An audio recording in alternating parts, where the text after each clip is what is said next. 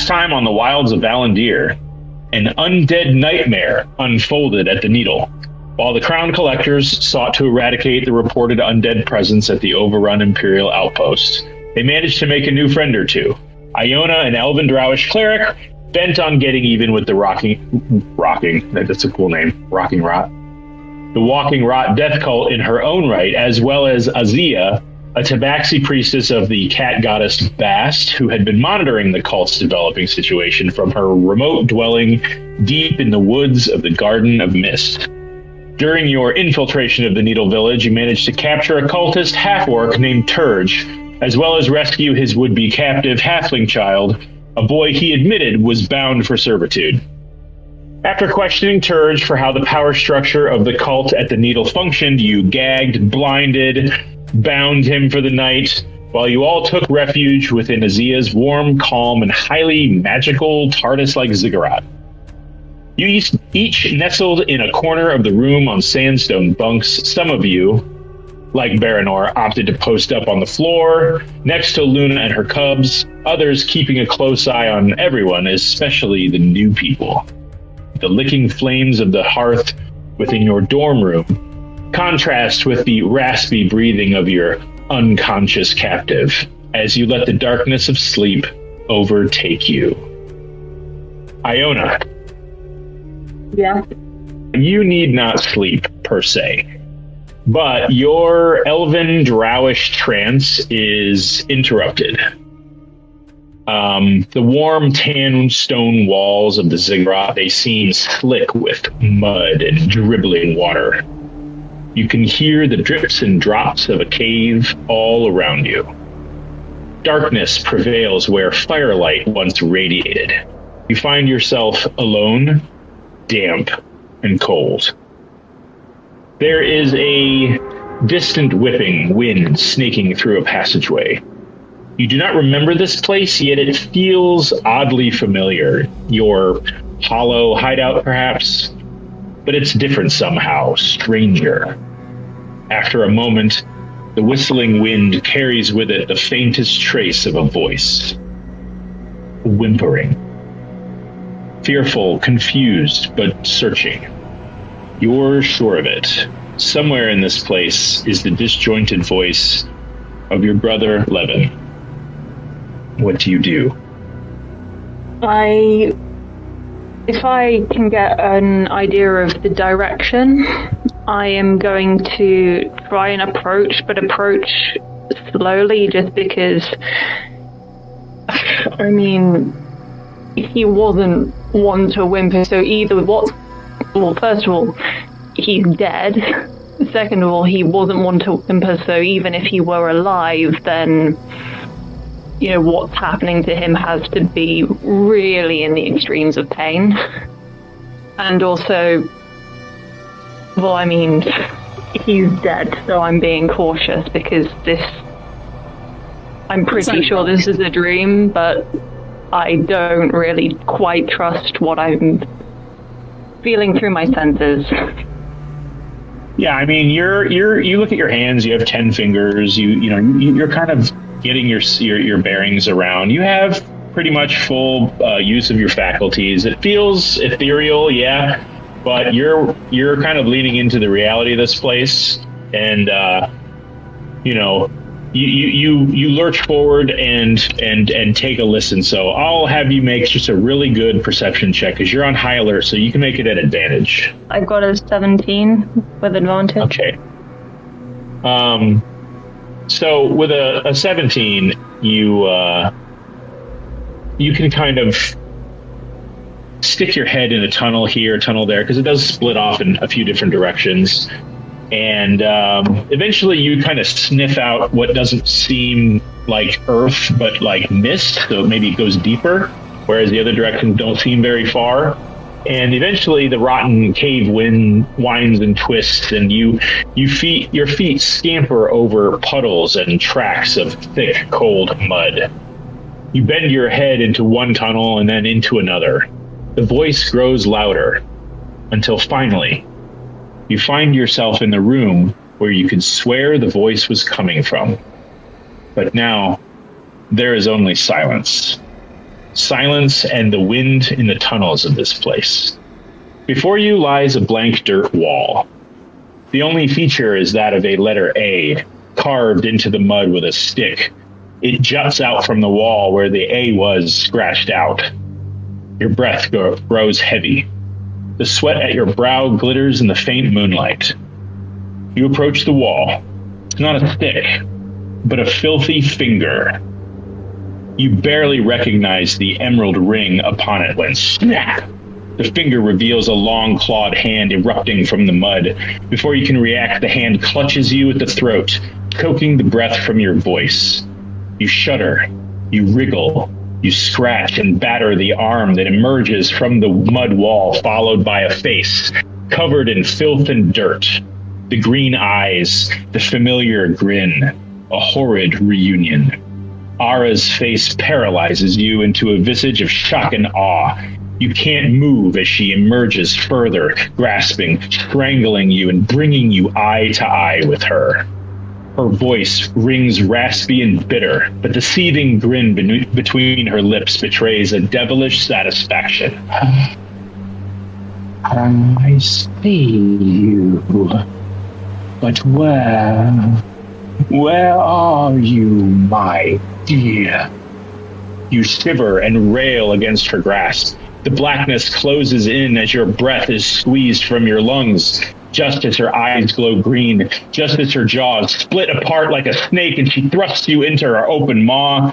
You feel hands on your shoulders, and the darkness flashes away by light. All right, so is it that I was dreaming and I've now been woken and we're back in the ziggurat, or was something else going on? Well, you jerk upright out of your bunk, and presently Koza's large fuzzy hands are on your shoulder, and out of breath, you just recoil from him out of instinct. You know, where is she? How did she find? Where? Like, your mind is racing, but beginning to calm. Your heart thumping in your chest, you can feel your pulse behind your eyes. Eyes that scan, that dart into the shadowy corners of the dorm room.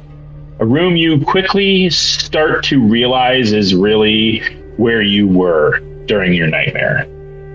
The room settles as Koza gently pats your arm and palms up, a sympathetic expression across his fuzzy face, backs away slowly and safely. That had better have just been a dream. Would you like to make an insight check? Yeah. You're free to.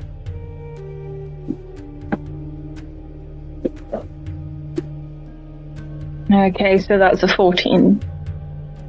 14. Yeah, it felt like a dream to you.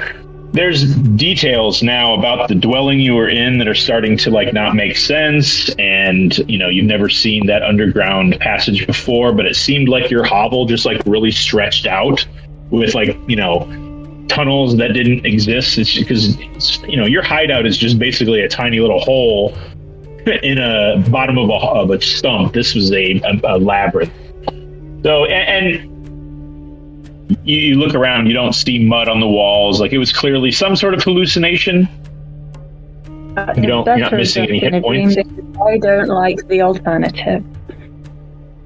It is the midnight. The ziggurat innards where you are, you have very, very high ceilings that sort of disappear into darkness above you. Everything is all quiet. The brass brazier at the hearth, just like some big brass cage, is just flickering. You can hear people idly snoring and rustling in their sleep. Koza just kind of gives you one last look, I guess. I look back, but I'm sort of pulling myself together because freaking out isn't going to fix anything. Yeah, you look over at the and mind you guys are kind of in carved, almost like a crypt, where there's carved alcoves that you're all sleeping on, and you've got these cotton stuffed mattresses that you're kind of laying on. They're not like hotel quality, but you guys have all been very comfortable. And you look on the inside of this alcove, the wall of it, and your hand that right about where your hand was, you see your A with it scratched out, and you use your fingernail to do it, and it just sticks with you. Well, how much of my trance have I had? Have I had my full 4 hours, or if it's midnight now, how much would I have had? Yeah, you've had about 2 hours. You only need 4, right? Yeah, I need 4. Yeah, you've only had 2. So there's nothing that says you have to go back to sleep right now. You could stay up and then later, last 2 hours you could take, but you've only had 2. I mean, did we set a watch? Because depending on whether we've set a watch, I may take it now, I may take it later. I think we did. I remember us talking about at the end of the session we were going to set a watch. Yeah, I think Koza took the first watch. So that's why he woke you up. Did somebody have a plan? I didn't hear it. If somebody was talking, I missed it. If we unless someone can remember the exact order of all the watches, then I don't know, I could say that I'm taking a watch now. Okay, that's fine. I don't think there really was a plan beyond Koza. Go ahead, Corey. I said I don't know.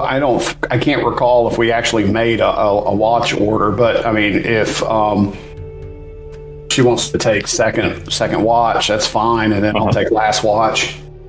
Okay, that's fine. Yeah, and somebody gets picked after Iona, but we're going to say that Iona doesn't bother to wake him up and takes on a third and fourth hour of watch just because she can't fall asleep right now. So let's have Iona make 2 perception checks. You can make the first one at advantage. The second one's going to be a straight roll because you're going to start getting tired. But you are alert. Yeah, I mean, that's 27 and 20, so I'm alert. Okay. You are alert. But the place is rather quiet. It's very big. It's very roomy. It is mansion-sized. Might even be a tad over mansion-sized. And you can imagine that it has dozens of rooms and chambers and tunnels and all this. And you can hear that sound would reverberate off these distant halls because you do have pretty good hearing. But you don't hear anything other than the sounds of people around you sleeping, your captive stirring.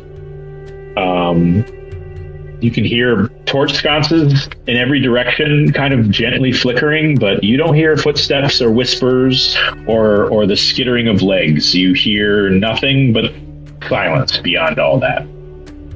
And it's I would say, a really good space for you to calm down in.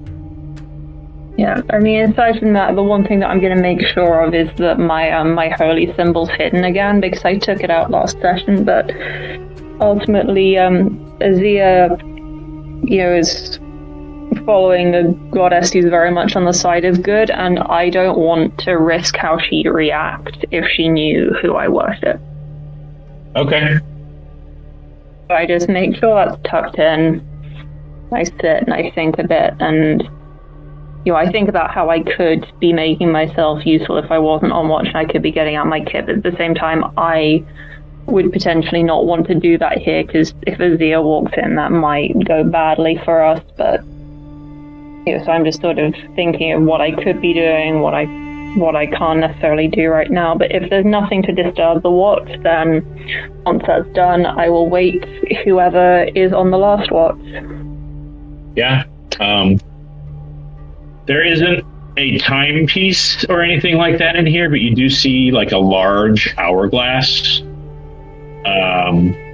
that is just like bolted to the wall. It can spin, and it looks like people use it as kind of a way to keep track of time. You know that there's a certain amount of sand, that it looks like there's probably about 2, maybe 3 hours left of your rest, and you know that's about when you should probably nudge Kravish awake.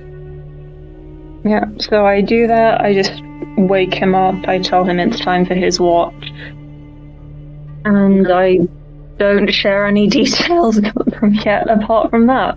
And then I go down and I lie down for my last 2 hours of trance, and I just sort of hope that nothing will happen. Yeah. Kravish, you're up. Okay, when she woke me up, was I able to catch anything from her demeanor or anything as far as her emotional state? Yeah, you can roll insight against, let's say, Iona, you're going to be a little, not deceptive specifically, but definitely try to conceal your emotional state. So let's get a deception from you and insight from Kravish, and let's see who wins. Oh!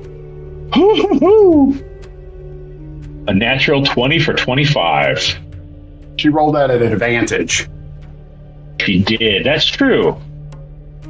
Oh, yeah, that's right. Yeah, that's not an advantage. That's a 9. So that would have been awesome. That would have been great. It would have been awesome if it was advantage. I forgot you're rolling an advantage for no reason. Okay. And then, I need my insight roll. Yeah. What'd you say? There we go. Oh, yeah. Insight for me. All right. So I'll say that she's sweating still. I guess it's warm in here, though. It's very warm in here. You guys are dressed for winter and bundled up, and you can see people. You can see people in their bunks have peeled off clothes in their bunk, they're dying in here. But once you acclimate to it, it's a dry heat, and you can see that she's sweating, but also kind of darting her eyes around the room. And you can definitely tell she's had a night. Okay. Look, anything happen over your watch? Not on the watch, no. It's been quiet. Okay, good. I had a dream. I'm telling myself that it's just a dream because I don't like the other possibilities. Anything you care to discuss? I heard my brother in pain and I saw my aunt. Okay. This is the aunt that's tried to kill you and usurp the throne, right? Well, not a throne, but for the equivalent, let's say. Okay. So I'm telling myself that it's just a dream, because if it's not just a dream, then either she's somehow found a way to speak to me when I'm in trance, which I do not care for, or it is some sort of meaningful vision which I do not care to receive. Well, let's just tell ourselves right now it was a bad dream. Get some rest. And she nods and she goes to her bunk and lies down. All right, I'll continue my watch. I'll keep an extra eye on her to see if something weird's going down, and while she rests. Sure. I'll take a perception check from you first. Mm-hmm. You can also make that at advantage, as it is so quiet, aside from the local noises of the room, that you're able to focus on the halls, and you agree very quickly with Iona. It's quiet here. I rolled a 20 and a 19. Yes, you did. Woohoo! Yeah. All right.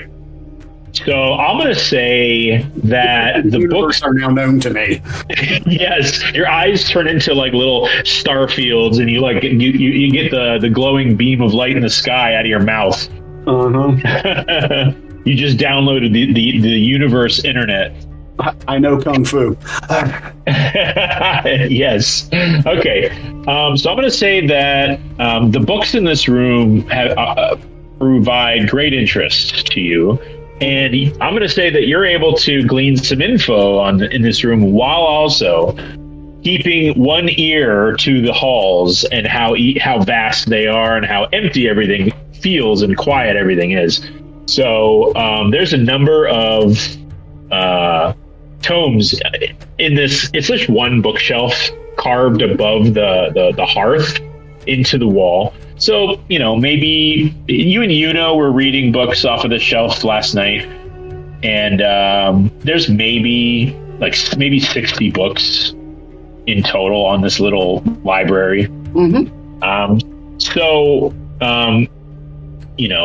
These books first taught you what her religion was about, and there's a whole bunch of other subjects on the shelf. So if there's something you wanted to just peruse, we could go ahead and glean some info that might be useful for you. Let's see. I guess to see if there's any information on any other deities of particular interest in this area, particularly if there's any interest on, I forget the pronunciation of Iona's deity. Is it Talona? Talona? Yeah. Talona? Yeah, okay. So I'm going to say that you can roll investigation at advantage as well, but you don't find a book in this library about Talona. However, you do find like a primer for like a religious ambassador, somebody that was outreaching and wanted to connect with fellow religious people and meet them on their terms, so that you don't have like a violent disagreement amongst religious folks. So this is kind of like a way for perhaps Aziiya to talk to other people and find some common ground. So if you give me an investigation check, just a flat roll. Well, you sold me an advantage, but if it's a flat roll, then it was a 19. Okay. Good. If it's advantage, it's 22.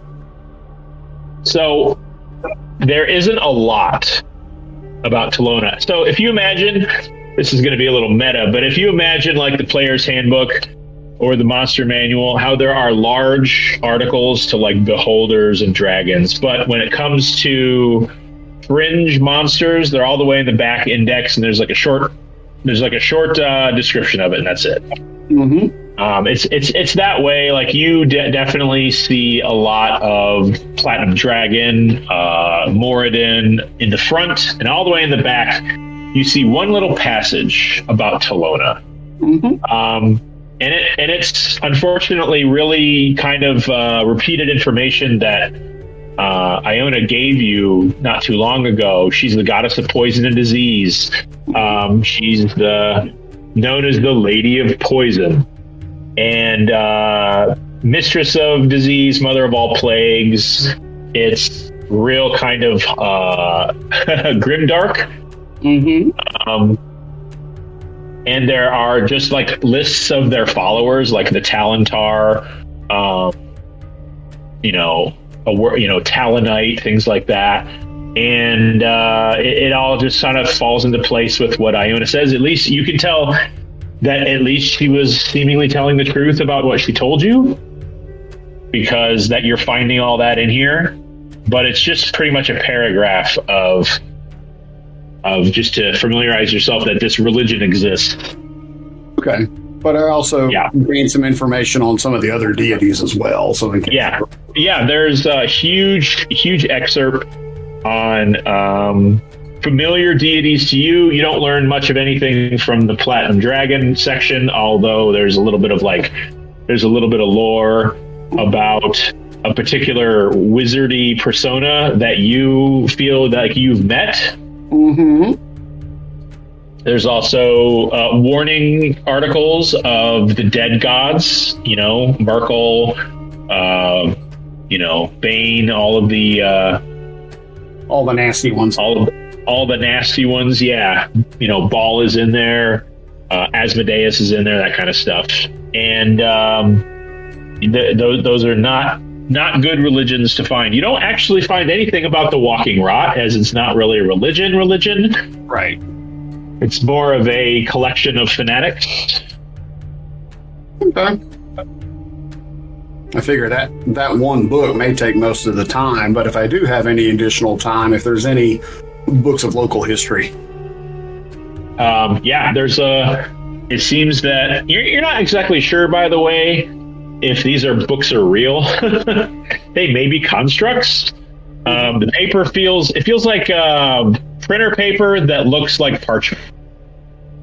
Gotcha. Unnaturally smooth. But they are populated with real information, and you do read about the area. It seems that Aziiya has accumulated knowledge of the Garden of Mist, specifically around the Needle. Mm-hmm. So you know that the Needle was ruled by a marshal of the Empire. Up till recently, his name was Renfrey. He's, Aziiya has a lot of observations about the Needle. It seems like she's done a lot of observing. But it also reads kind of like a journal with events occurring in order or something. And she knows that she's written down pretty much every building that she's observed and where they are, what their purposes are. There's a blacksmith, there's a farrier, there's a tavern. You've been to the tavern. Wasn't particularly lively at the time. And but she's got a keen knowledge of the lake that is north of. Let me just move over the map real quick. Here we go. There is a lake north of the Needle. That is right there. So, she's got sort of the geological makeup of the area. For instance, she knows where there's a huge concentration of berries that she's sort of subsisted on, aside from hunting. There's hunting grounds where she's killed a deer that maybe Varanor would be interested in. So I'll say, Krivish, this watch, while you didn't get a chance, it's 2 hours, you don't get to soak in a crazy amount of information. But any rolls on getting around the Needle village, finding a location quickly, I'm going to say those rolls made for that purpose would be an advantage at this point. Gotcha. All right. And everything been okay with Iona? She hasn't moved. In a good way, right? Yeah, she's facing outward of her alcove and facing everybody, but she's kind of hidden behind folds of her robe that you can't tell if she's looking at anybody or not. Okay. But she's not moving. And she's got her hand on her dagger and everything. Gotcha. Okay. The morning comes. Yeah, the morning comes. Krivish, you, about an hour before your watch ended, you notice the slit along the walls in between these grand hieroglyphic murals. The slits start to glow as if they are deep windows, narrow windows out of this pyramid into daylight.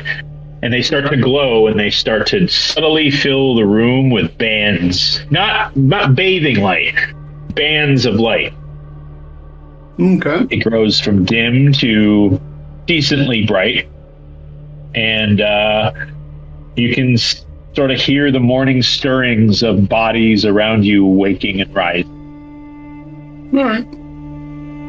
Well, it's been a rough couple of days. I want to let everybody get up of their own accord rather than just start playing a tune to wake up to. Oh, right. Yeah. Don't want to get shot by Varanor. Shut up. No, Varanor, you wake to your doggos kind of all piled on top of each other and on you.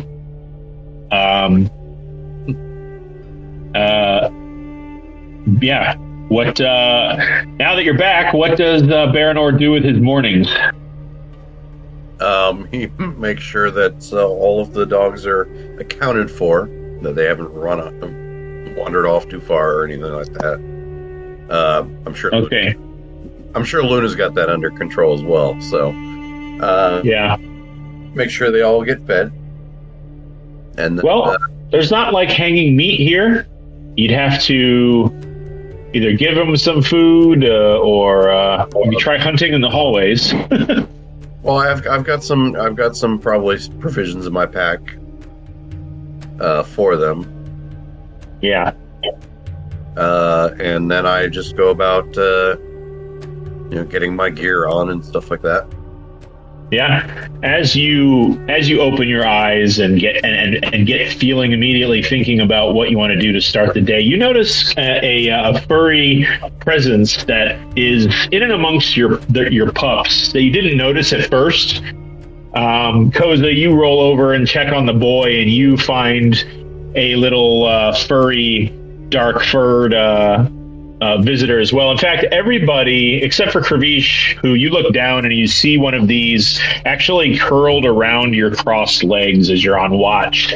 You all see this next to you purring quietly. Oh, nobody's got allergies. Every one of you has a black cat soundly asleep somewhere near you, and it's hard to kind of hide your feelings about how that is to wake up to. Some of you get the what do they call it, cute aggression, where you immediately just like hug this thing. Koza's definitely got his hand like hovering around the cat's face, just ready to Who's a good boy?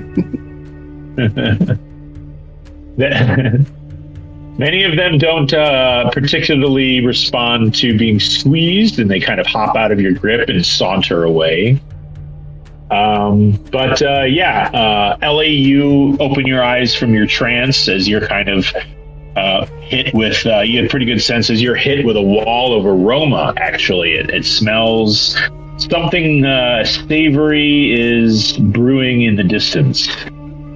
And you also find a little black cat curled around we'll say, since you're facing outward, it's on the other side of the folds of your robe that you've built this wall to see through, but also be private from. And it's just kind of sitting there with its eyes closed. I mean, I'm sort of a little wary of this because... On one hand, if this is some kind of boon or facet of, the goddess's awareness, Bast's awareness, then given that I'm currently in a refuge of hers, I can't disrespect this, but also if I accept it too much, that means I'm accepting some kind of, not quite a boon, but like a support from a different goddess, which I'm very... wary of not doing. So it's worth rolling insight to figure out, are these real cats? What are they? Oh, real cats? Insight's not really going to help you there. You can roll Arcana. Okay, Arcana to see if these are real cats or some kind of... Sure. Okay, 10, so not great. You kind of pluck down the your protective wall of robe folds, and you're like trying to find out if there's a glimmer or a shadow or a wavy phasing effect to this cat. Just in time, as you pull your clothes down, it looks like it's opened its golden eyes and pushed its paws forward and just exhales this fishy smell while it yawns deeply and stretches and looks at you, gets bored, and walks away. Okay, so that solves that problem because now I don't have to worry about that, so that's fine. That's fine. You feel a little tickle at your nose too. Baranor would like to use a druidcraft to make some little cat toys for them. Oh, please tell me you can druidcraft catnip. I don't know if I can druid catnip, but I was thinking more like a little, like a plant version of those little crinkly toys that cats like to play. Yeah. Yeah, there's got to be crinkly leaves. Like maybe you drew craft some dead leaves or something. Something like that. But I was thinking like in a little wicker cage, a little bundle of them or something. Yeah. I would say I drew the catnip plant. Baranor wants to play. Koza wants to get him high. Yeah. I'm going to press it seems and fitting. create a red dot for it to chase. Oh, yeah. Okay. I'm going to need a performance check from Kravish, a nature check from Koza, and animal handling check from Baranor. Let's play to everybody's strength. Natural 20 for a 34. Nice. See, now when I'm fighting for my life, I'm going to be rolling 3s and 4s, but yeah. Come on, wait, what? You can't. All right, let's start with Koza. You see one of these cats. 10, so I don't know how the hell that's possible, but okay. You're what? My dice says I rolled a 10, so I don't know why it's coming up as an 8. No, I'm seeing 10 on the thing. Okay. Too. So it's not a 4, it's a 10 plus 3, that's a 14. I'll take a 14 from you. I don't know why it said 8. But a 14 is enough for you to druidcraft a little bouquet of, like a little miniature broccoli head of this catnip material where it's dry on the little flowerets. And you just kind of sprinkle it along the ground, and you see the cat nearest your halfling boy little friend just kind of like mushes its face into it and rolls around in it. Baranor, you kind of construct this little walnut-sized toy for the cat to kind of lazily bat at this thing, and you kind of set it on the edge of your the hearth, and you see this cat hop up on the hearth and knock it off. And Kravish, however, Kravish has a fucking laser show going.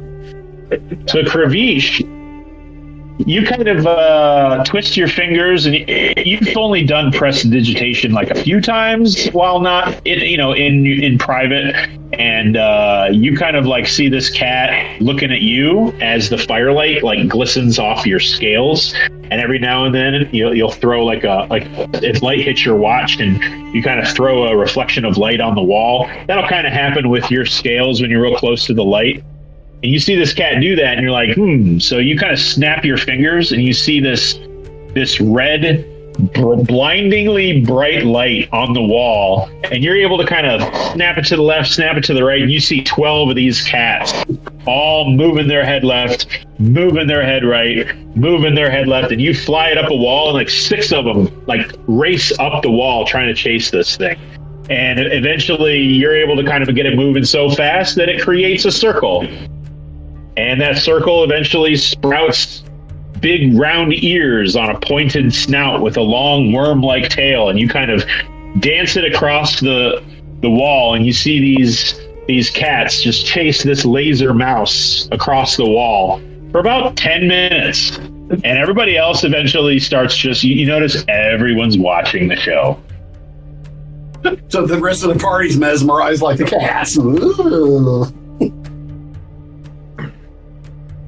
It's quite a display, and it's only broken by the fact that all of you are dressed and not quite fed. You kind of think about jerking at your rations until you smell this spiced, savory, not sure what it is, aroma in the air. All of you kind of like turn your noses up to it. All right. Ooh. Let's go follow our nose. I will comment that you all pass by the table in the center of the room with a half-orc tied to it. I don't want to leave that out, as everybody would see it. I don't know. You notice he is awake. And let me see. Ellie, did you want to think that spell that you brought up in the chat, what was it called? Gaius? Or Gaius? Mm-hmm. Did you want to have retroactively cast that before sleep?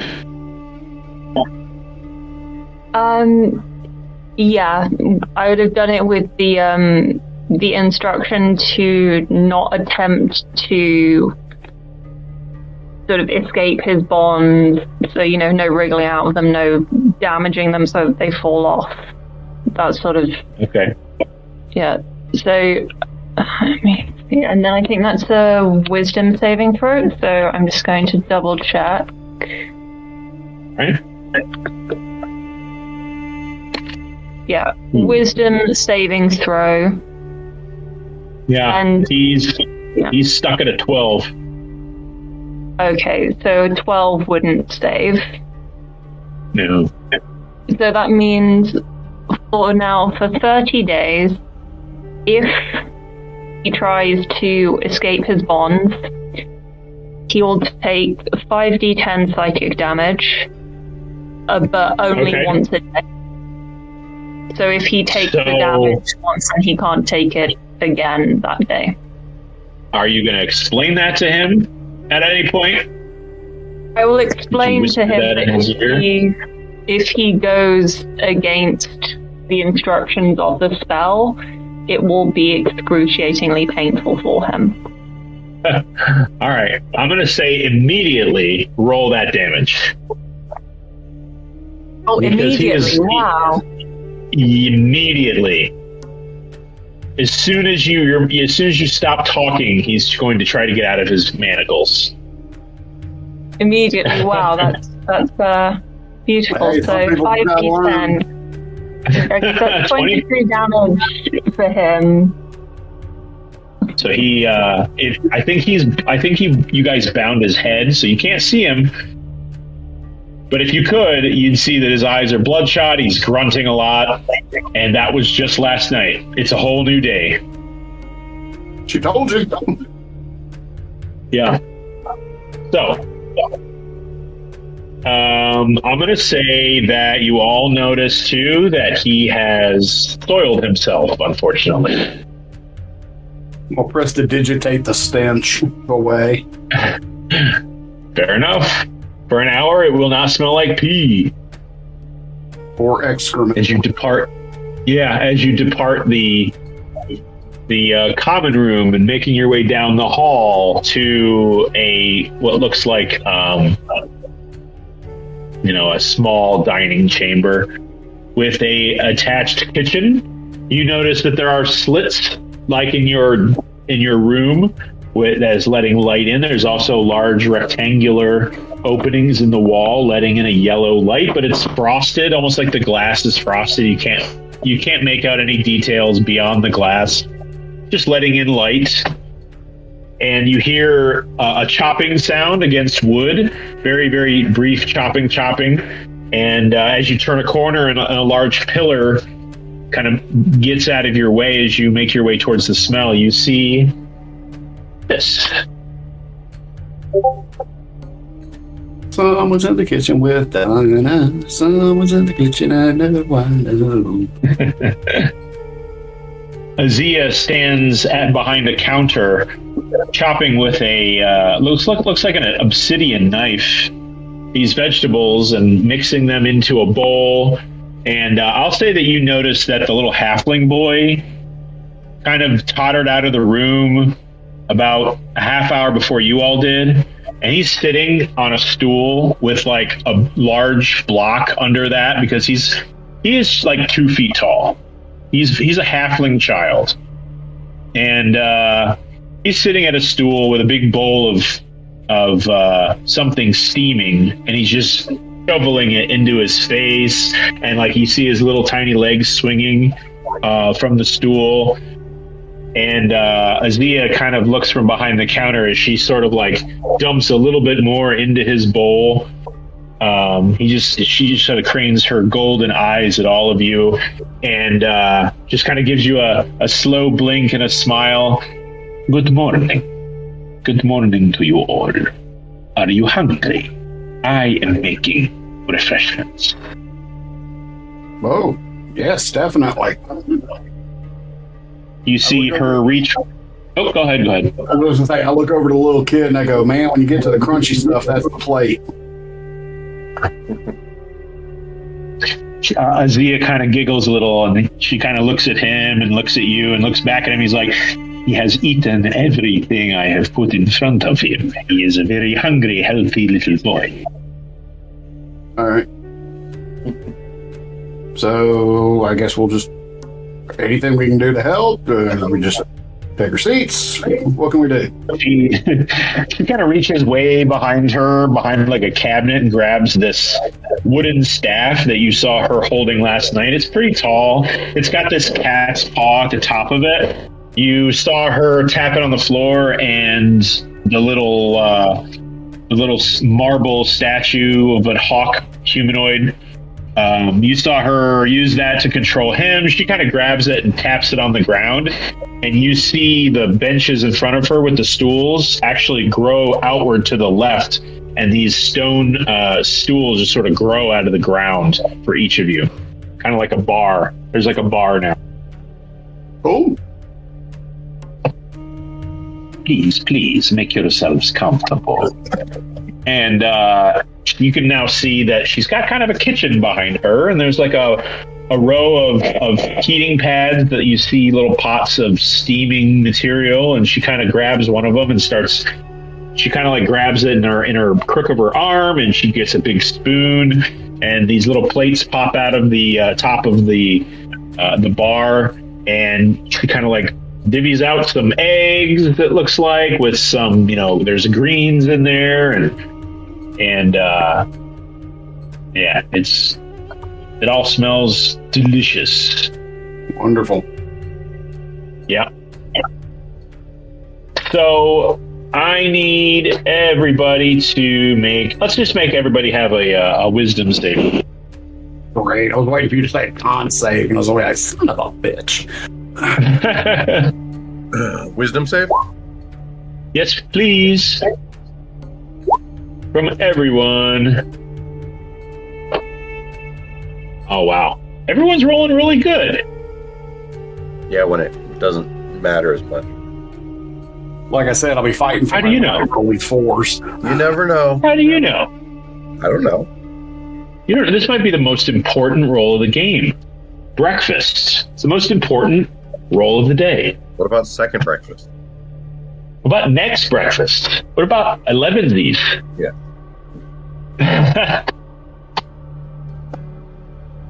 So, yeah, nobody's crazy or anything. This wasn't a sickness roll or a crazy roll. This was a memory roll. This eggs that you're being served, you also kind of get a couple of sliced potatoes, and just like I said, there's some greens in there, and maybe some sausage or something. Just hits hard, and I'll say, Ellie, this, you've never had the spiced eggs before, but the roughage and the potatoes, they remind you of when you were a little girl. Kind of the garden's splendor being roasted and prepared by your folks, your parents, or your father at least. And yeah, it just kind of, it's like the first time. I don't think that works. No, your father was. That's right. Well, yeah. Whoever it was that raised you. I mean, it's. I don't know if what her behavior counts as fatherless behavior, but it's behavior as a result of being fatherless. Is that right? Gotcha. Is that follows? But it's just like all the admittedly few nice memories from childhood. It's managing to reach like the few that there are. Yeah. I mean, it's enough just for a moment to the cringiest video ever. Yeah, the campfires that you kind of posted up with what few friends you ever made, the feelings of safety of like your familiar dwelling with potatoes and greens prepared. It's enough to sweep the clouds away just for a moment, and the effect is the same for. I think I know what this is. I think I'm going to say this is me and my brother, aged like 8, taking our food and climbing out of our bedroom window, which we were absolutely not allowed to do, and going up on the roof and eating up that, and no one would have been able to know where we are or see us or anything, but we could see everything. It's that. If you died, no one would know. Yeah. But no one would know.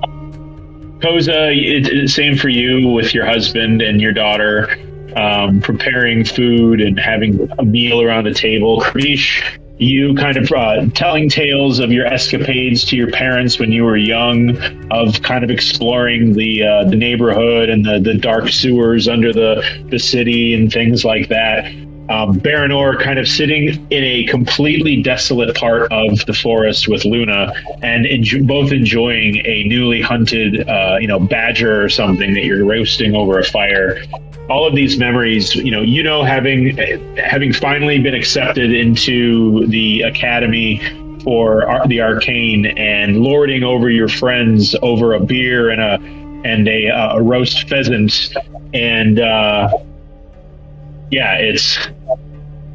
it's quite pleasant as the the little halfling boy just kind of looks at all of you and grabs another heaping helping of potatoes and eggs in his little bowl. You're not exactly sure where he's putting it. Munch, munch, munch, chew, chew, chew, yum, yum, yum. Yeah, Aziiya kind of like grabs a small bowl, and it looks like she's kind of got maybe like some kind of fish mixed in with maybe some rice in this bowl, and it looks like she's kind of using this very elaborate kind of gripping fork that none of you have ever really seen. And she's at the kind of the end of the table, keeping an eye on the little boy with Koza next to her, and she just kind of scans all of you up and down, and she just kind of gives you all a look, and between chewing, she just says, "So, I suppose we should perhaps share information."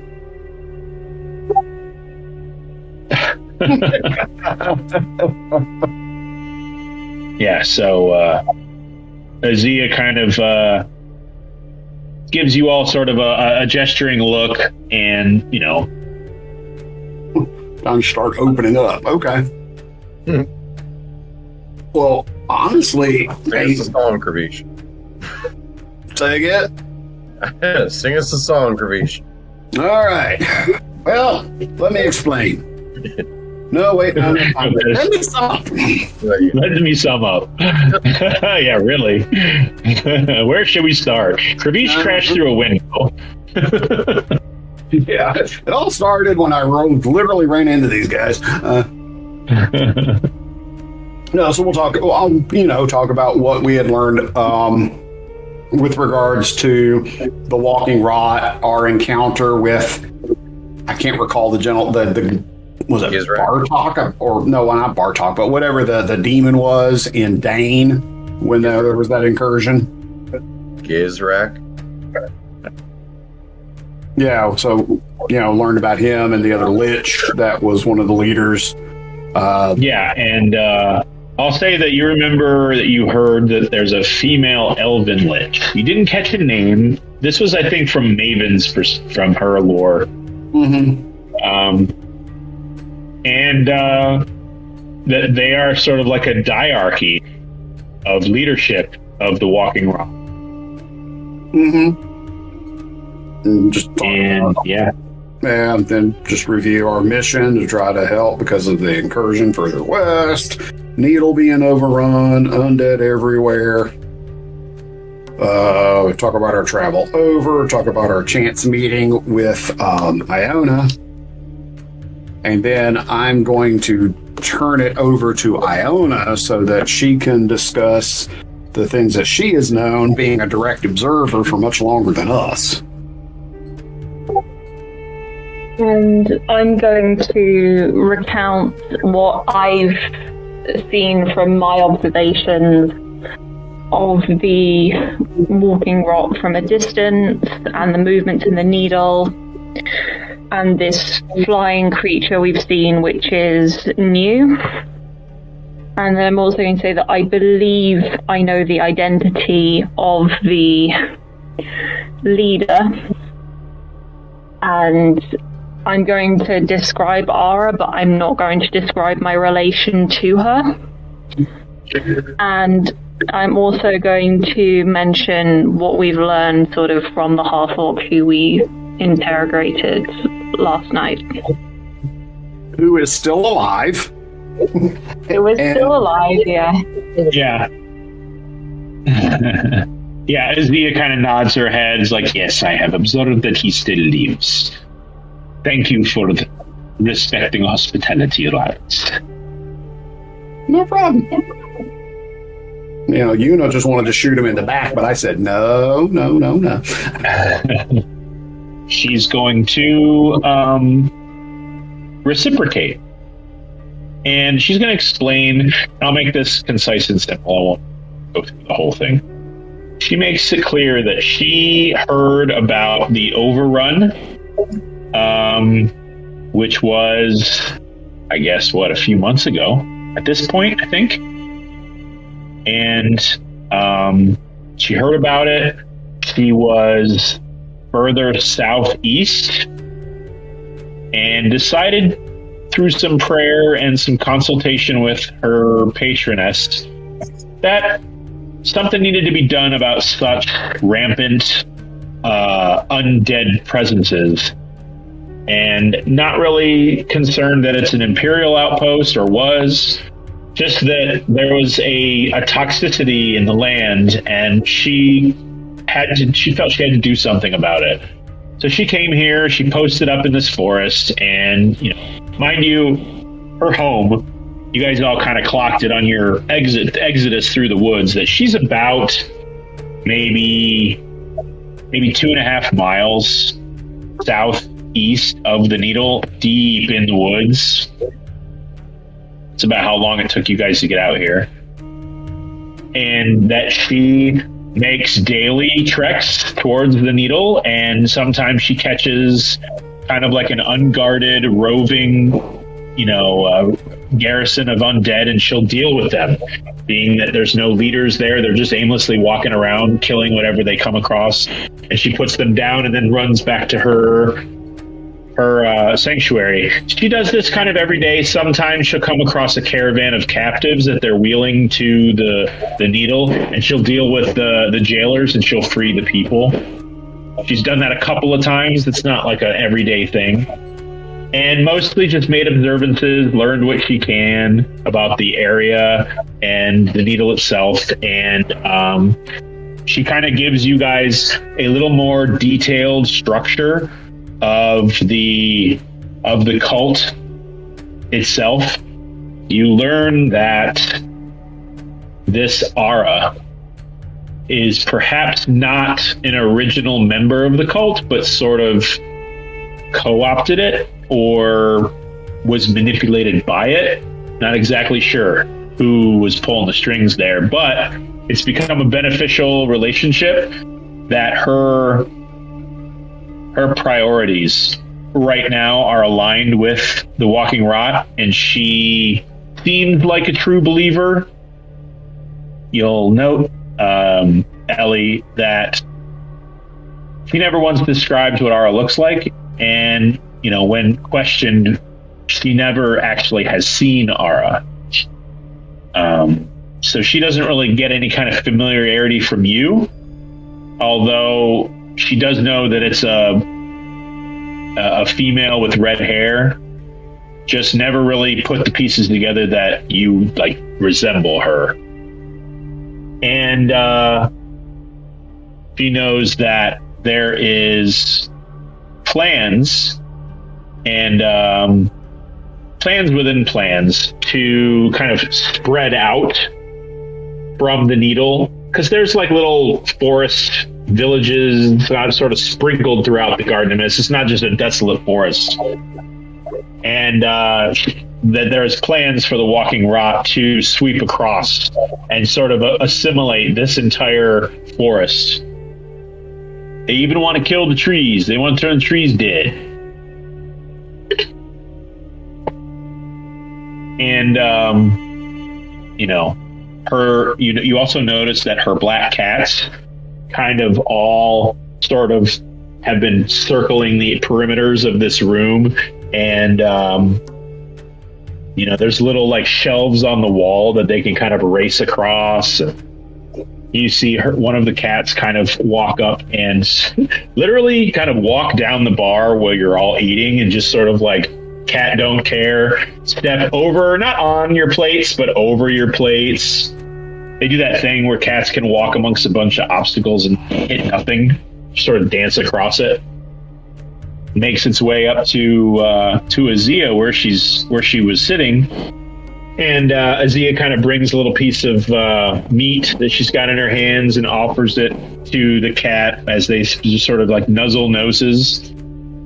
You see her kind of like you can feel this resonating purring from both the cat and from Aziiya. And the cat just sort of hops down and says to eat, and she kind of looks at Aziiya, looks at all of you. He's like, I see that you have all met Amunet. Met who? What was the name? Amunet. A-M-U-M-N-E-T. Amunet. No, the cat. Yep. And you all kind of look at the walls to see how some of you are curious to count how many they were, and you notice all of these cats that are like climbing on the walls, the wall shelves, and at your feet. They all zip and disappear into one central cat that actually walks. That was the one that took the meat from Aziiya and kind of hops down off the counter and walks away. And Aziiya kind of, what's that? I said, that's a neat trick. Yes, Amunet is very useful information gathering. She likes to sample guests, and since she can't be in many places once, she finds it useful to be with everyone. She likes to sample, and she sampled you all. All right. Yeah, it's kind of a nice little morning. The day is yours, all of you.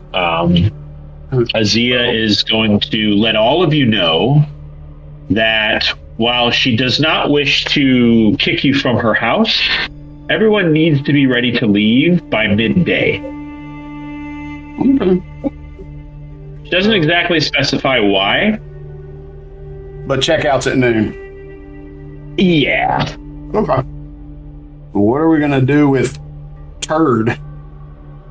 Hear him in the background. It's Turge. Of course. Well, to be clear, you have two new people, not counting Iona. You've got a little halfling boy, and you've got a half orc. Yeah.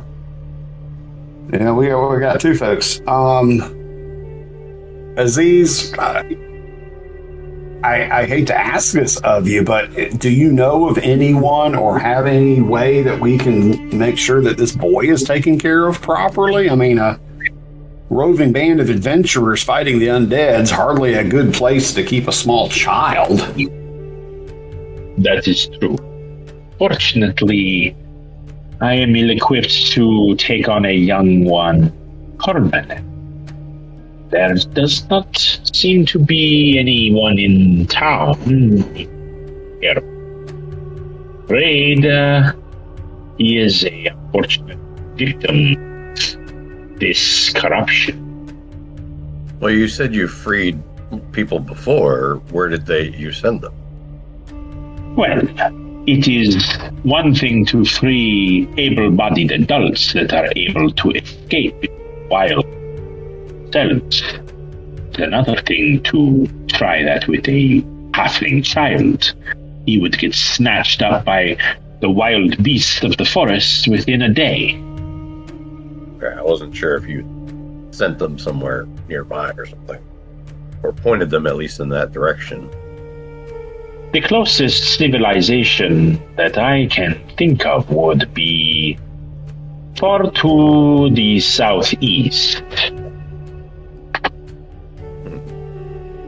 Perhaps even on the outskirts of the Garden Mist. You have caravans that bring goods from the wilds of the Waning Meadow. Could we send him to Stonehelm Keep? We could. Do you think you may be able to? I mean, if we could get connection with Clyde, and maybe we could teleport him to Stonehelm, so that maybe we can find some arrangements at Highstill for him. I mean, I can definitely do that, but we're comfortable just sending a kid across the country without any regard to like where his family may be or anything like that. I mean, I'm cool to do it. Just want to make sure that kidnapping charges don't get added on here. We can always reunite him with his family if we find them. Yeah. And, hey, kid, your parents still alive? He just kind of looks up at Travis sheepishly. No. Okay. Do you have anywhere you could go to that would be safe? Would you say, Bud? You're a little muffled. I said, do you have anywhere you could go that could be safe, at least for now? And he's just going to say, my parents sold things and were on the road to Umbrasil, I think is what they said. And we got taken while we were moving.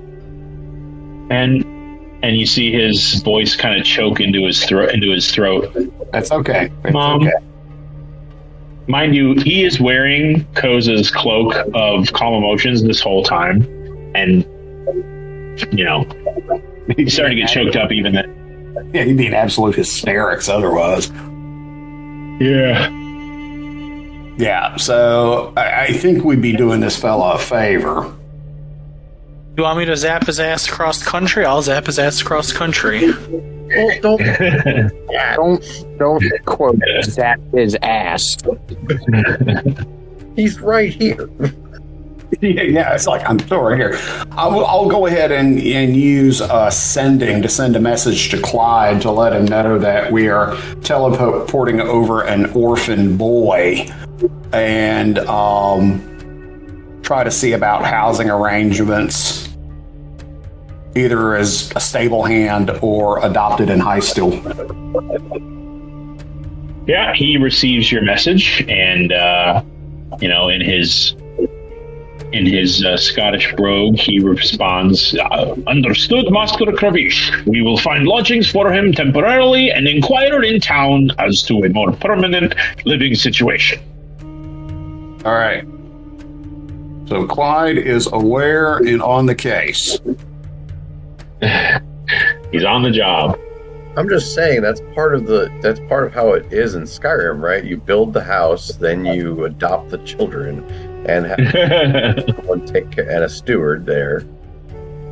Yeah. Well, first you have to kill the horrible orphanage lady, right? I mean, that is one of the things. Right in front of all the children, no less. That gets you the invite to the brotherhood. Yeah. All right. So we've got a plan for this fella. We're going to send you over to somebody. Hey, kid, what's your name?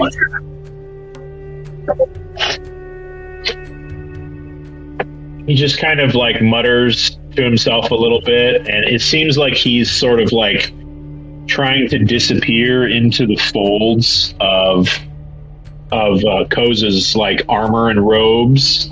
Yeah. Okay, you can disassociate in a few minutes, okay? He just kind of like looks at you through his his tumbling hair, and he just sort of looks up and he's like, "My name is Dimless." Dimless. All right. Well, Dimless, we are going to send you over to some folks who are going to help get you cleaned up, get you some good clothes, get you a warm meal and a hot bath, and they're going to find somebody who can take care of you, okay? You're going to be in a place where you'll be safe and warm. Okay. Krivish, give me a perception check. I would say he doesn't exactly trust everybody the way he trusts Koza right now. Okay. 27. 27? Okay. He just kind of like comes out from Koza's like folds of his cloak, and he just kind of gives like a very subtle nod while looking at you, looking up at you, way up at you. Yeah, Koza, you're a dad. Maybe you can explain it to him. Did you say that again? I didn't really hear you. I said you're a dad. Maybe you can explain what we're doing. Do some fatherly shit here, okay? Yeah. All right. Well, give me a minute. Let me talk to him. Okay. And then I'm gonna kind of kneel next to him and not hide ourselves, but make it a little more private. Everyone watches you in the corner. Everyone's watching you in the corner. Although your back is to the group, so the little halfling boy only sees you. So at least some semblance of privacy to him. Yeah. They're all just kind of like watching you while they drink their orange juice. Listen, I know you're scared. I know you probably don't know a whole lot of what's going on. But we'd like to make it so you're safe. So is there any place you know where we can take you? You could be safe, or are you just on your own and you need help? Well, my Uncle Tovar lives in Craspin. We visit him sometimes. He has a farm. Okay. How far away is Craspin? That's where we came from. And how far is Craspin? You're not super familiar with it. I will say, let me see here. Moving the map around. You're not going to be able to see, I think, what I can see. That's southwest of the needle. Yeah. Okay, I think you probably can see that. Let's do. I mean, you got to cross a big river to get there, and it's 147 miles away. Oh my God, that's a long way off the beaten path. Yeah. We don't have time to. He's explaining to you too, very, very simply, by the way, that he was part of a caravan that's what they did for a living. They were very nomadic, and they bought and sold goods along the road and stuff. That's how they made their living. And Craspin's far away, very, very far. But Clyde makes no promises, but can assure you he'll at least be safe at Stonehelm Keep. Okay. Well, we have a castle. Not for nothing, there are kids at Stonehelm Keep right now too. Yeah. Your sister's watching over the weave door. Oh, that's right. We still got all those chosen Furbolg kids around there. Yeah. Yeah, I'm just going to explain to him that we have a castle that His eyes light up. we do. We have a very big castle. It's pretty cool. It overlooks a small fishing town. If you want, we could let you crash there until we figure out some sort of situation for you, because out here it's not safe for you. It's dangerous to say the least. But I want to make sure that you would be okay with that. Would you rather go with your uncle? I would like to see your castle. Okay. And then I'm gonna give him a little fist bump and just say, "Get ready. It's pretty cool." And then I'll stand up, turn to the group, and be like, "All right, let's zap him." What? Zap? Somebody let Clyde know that he is coming. All right, I'm gonna take out my chalk and spend 5 minutes casting a teleportation circle to boot this kid across the country. Come on. Okay. Your chalk is spent. It takes you, I think, a minute to cast that spell. And, what's that?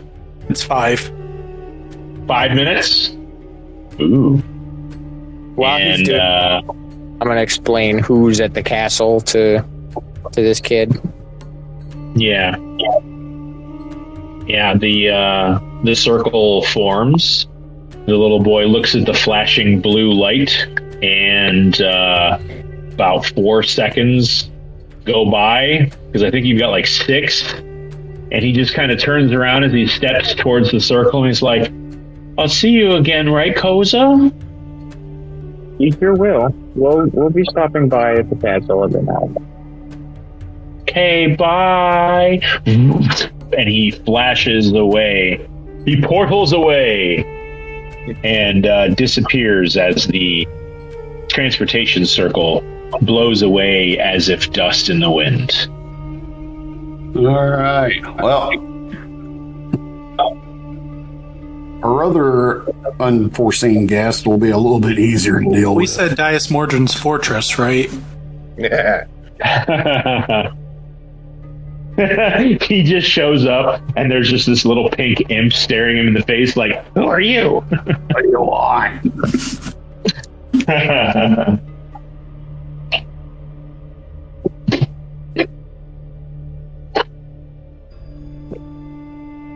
All right then. Like I said, our other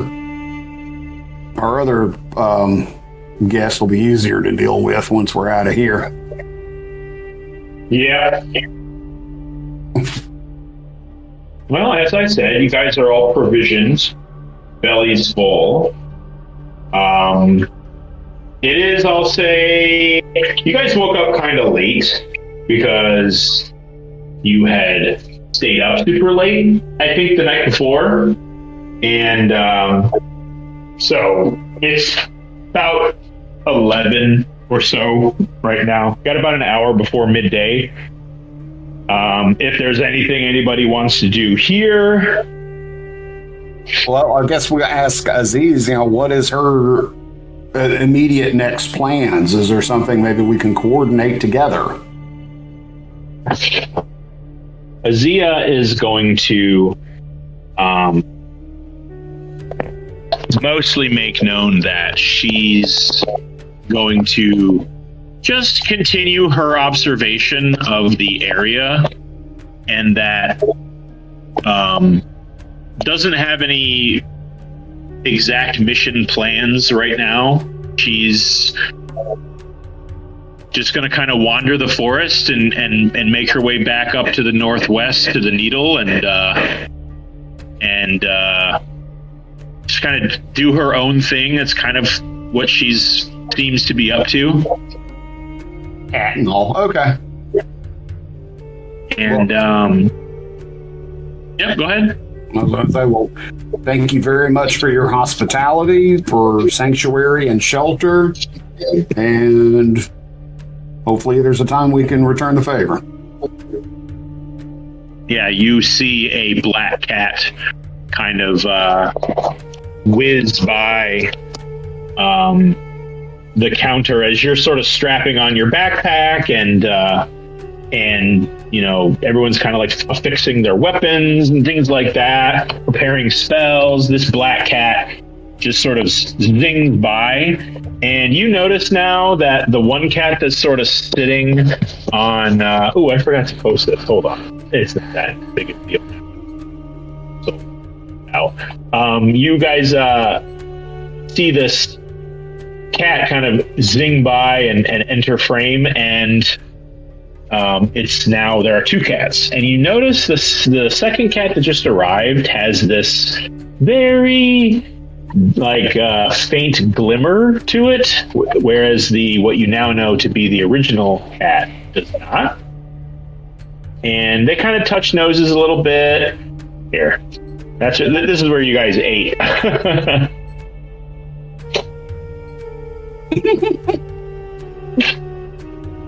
And they kind of nuzzle a little bit, and then you see the glimmery cat, kind of sit at attention, and Aziiya kind of stands upright and her eyes get real wide, and she just kind of looks down, and that purring stops, and she just kind of confirms something telepathically, like, "You sure?" You see the black cat give a little nod, and you hear Aziiya kind of gently say, "Very good. Thank you, my friend." And she's going to turn to all of you and say, "It seems that the cult has been installed on a local village, or a campsite, perhaps. This is something the cult is known to do, branching out, trying to assimilate more of the Garden of Mist. Thank you, Amunet. Amunet tells me that as a result of this assault, the Walking Rot wishes to send one of Aura's lieutenants to the site to cleanse it and prepare it for raising. This is what I observe to be something of common practice. A large group of skeletons and zombies move through a populated area and kill everyone. Shortly after, her shamans arrive to perform the ritual rites, preparing the corpses for her arrival. We must intercede. We must get there before her lieutenants arrive. If we kill them, we are depriving her of a very formidable force of her army. She will have trouble progressing her plans to populate the Garden of Mist with undead. We should intercede. I will go. I will go there if you do not. But with your assistance, I will have success.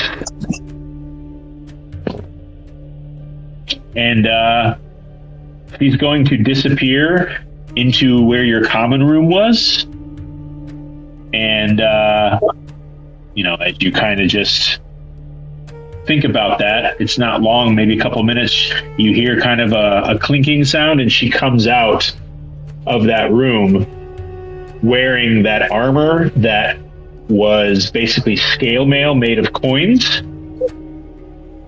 And she kind of twirls her staff a little and jams it. You notice she's wearing a very large backpack or satchel. You guys can all post the labyrinth memes of that pack rat lady that has that huge bookpack on her. It's not quite that big, but it's a large, looks like heavy package that she's carries behind her. She's got her staff. She kind of pulls her hood over her ears, slips her ears through the hood, and just kind of says, "Well, what say we make our way to where these lieutenants are going. If we leave now, we should beat them there, as it is to the southeast. So you're saying she was wearing something that jingles wherever she goes? Yeah, I mean, it's not like jingle bells, but it sounds like any other suit of armor. But the cat collar with a bell on it. She does not have a cat collar with a license. I know, but never mind. You definitely know where she is. Yeah. Yeah. All right. So, do we leave Turd here, or do we take him with us so that we can drop him off somewhere? I don't think he's going to go anywhere after that rude awakening he had earlier. And Aziiya is going to interject and be like, yes, I must remind you that you will have to figure out what to do with him before midday. As this dwelling, let's just say, will get a little smaller. Okay. Gotcha. I can go take care of him. Go for it. I would also be able to help with dealing with the situation. I'm going to pull him up to his feet and drag him outside. Okay. Make an athletics check, and with Ellie's help, you can roll it at advantage. Perfect. And you can use your Furbolg strength for dragon stuff here. I don't know how that works, if you add an extra point or whatever. All right. Let's see. Furbolg strength. I don't think it adds anything. It just doubles your carrying capacity. Yeah. Oh, really? Yep. Yeah, it doesn't do anything like substantial. You count as one size larger when determining so you double your carry. Okay, so whatever. Make it. You can make it an advantage still. I think you did that. Yeah. 17. Yeah, I mean, you serviceably drag him outside. Ellie grabbing one leg, you grabbing another. He is going to protest for sure. He's not very happy about that. And walk on opposite ends of the pole as you're dragging him. You make your way outside into a very chilly and frosty early spring morning. It looks like it snowed last night. Maybe you guys caught some kind of a storm in the night, because there's almost 6 inches of snow on the ground. It's that new powdery, fluffy snow. Everyone's footprints have been covered up, and you turn around and you see kind of the hut that you were staying in. I mean, it looks like it's only maybe 12 feet wide here, and you guys kind of one by one emerge from the warmth of this pyramid, and Aziiya right behind you. You all kind of emerge from this shack in the woods, and you all kind of cinch your necks a little tighter. It's like one of those early spring snowstorms that just kind of won't let up from the night before, and you kind of cinch everything tighter on your neck and put your hoods up, and everyone gives a and Aziiya kind of turns around, and you see her grip this jewel around her neck, tethered to kind of a modest little gold chain. It's kind of a yellow jewel. It looks like it has a very small kind of scarab embedded within this jewel. And she takes it, and you see her eyes glow yellow as the last of you emerge from the hut. And she just kind of sits there for a moment. Her eyes glow yellow. She closes her eyes, and you watch that hut drop and spread out into a pile of dead leaves. That's cool. Wow. Baller. What was that, Bogey? I said, Koza, why can't you do that? Look over at Yuno, like, dude, goals, man. Bet your tiny hut can't do that. Well, technically, his tiny hut can drop. Anyway. So we got this turd guy outside, right? Yeah. He's on the ground, wriggling now. He's making noise. You're pretty sure he's going to give away your position to the forest animals nearby. I'm going to hold my hand out and beckon a dagger from Varanor. There you go. Here, use the fire one. All right. I am going to kneel down next to Turd, hold my hand over his mouth, and just get right in his face. Put the knife up to his throat and say, "You will die alone and cold, and there will be no one left to remember your name when we are done. And this will be the last time I show mercy to the walking rot." And I just slit his throat. Okay. He's gonna gurgle and be like, not alone. I sort of wipe the dagger on my arm and give it back. Would anyone like me to cast Spare the Dying so we may discern what he meant by that statement, or are we going to leave him here? Oh, wait. We have something for that. We have that dagger to speak with dead. We have to speak with Dagger. I forgot about that. Did you say speak with dagger? No, speak with dead. No, we have the dagger of the death. Oh, I thought Speak with dead. I thought Bogey said speak with dagger. No, it That's doesn't. what Bogey does in his off time. Yeah. I was just saying that's Varanor's hobby. Yeah. It does require attunement though, so someone would have to sit here for like a. Well, I have a cantrip that allows me to stabilize someone who's at 0 hit points, so I could make it so that he's not actively dying, and then we could just wake him up. Not actively dying from a slit throat. That's great. Well, if he's at 0 hit points, I can make him be stable. Yeah, But we want him to be dead. he's only mostly dead. Well, it depends. How dead do we feel he is in our heart? Well, he's unconscious, bleeding out. I'd say he's if one he's death bleeding save out, then away. he's not. Okay, then he's not dead yet. So, as I said, do we want Spare the Dying? Aziiya is going to kind of brush past you and say, whatever you're going to do it quickly. Do I have time to sort of insight check whether he meant anything meaningful by his statement? Absolutely. Roll insight. People, as the Joker once said, in their last moments, people will show you who they really are.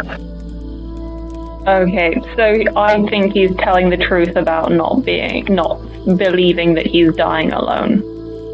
You feel that he meant, Koza said you will die alone, and Turge looked around at the 7 people around him as he died and said not alone as kind of a last word. Okay, He didn't have a devilish sneer. He didn't have a devilish sneer to his voice, like "haha, I fooled you." It's more like this is awkward, kind of a look to him. Oh well, so it's not that he's got any nefarious plans. He just sucks a bit. He was being very Okay. for Apple. I'm not going to cast Spare the Dying then. I'm just going to leave him there. Gallows humor. Koza's already walked away. What's that? I said Koza has already walked away. Okay. Yeah, his body lies on the floor of the Garden of Mist. His neck bleeds out and spreads red onto white snow around him. He's motionless. And those of you with really high perception feel his heart stop beating. All right, let's do this. All right. Where? Let's see. I'm gonna go to the map again. Where she said her kitty cat told her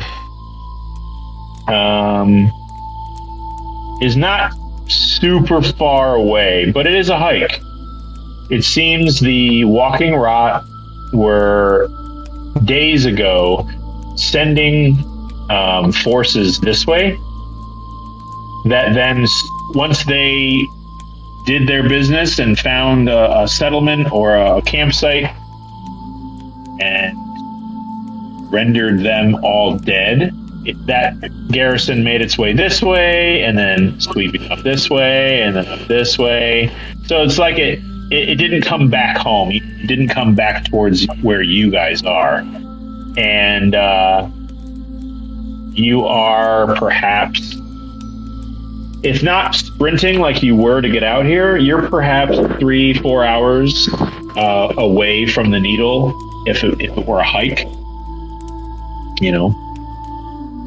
So, maybe an 18-hour journey on foot. By horse, I think, right? No. You guys have horses with you? How does that work? Did we bring the horses? We did. Where we were. I think you did. You all kind of like They're still miraculously. they're still tied up at Iona's campsite. And Yeah. well, that is a 3-hour hike away right now. So they're dead. All right. Well, let's see. I think you can get there in a day. What is movement? Is it 18 or 24 on? Do you guys want to move quickly? Do you want to move stealthily or just normal pace? What are we thinking? Because by the map, you have to go in this direction. I would probably say normal pace. Normal pace is, it's 24 miles in one day. So, yeah, you guys can get there basically almost there and need to rest. Yeah, I think that's kind of how it went. I don't want us to go too recklessly through all this forest and draw attention to ourselves. Uh-huh. All right. What say the rest of you? I'd say either average or go stealthily. But I don't think moving quickly is going to favor us because we might miss things that are important or draw undue attention to ourselves. Sounds good. Let's do it. Okay.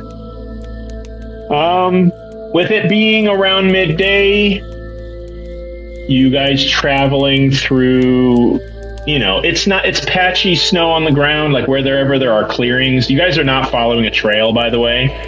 You're just stomping through the forest, making sure that you're not tripping over down logs and falling into holes and stuff. We're going to say you're traveling a little behind normal pace.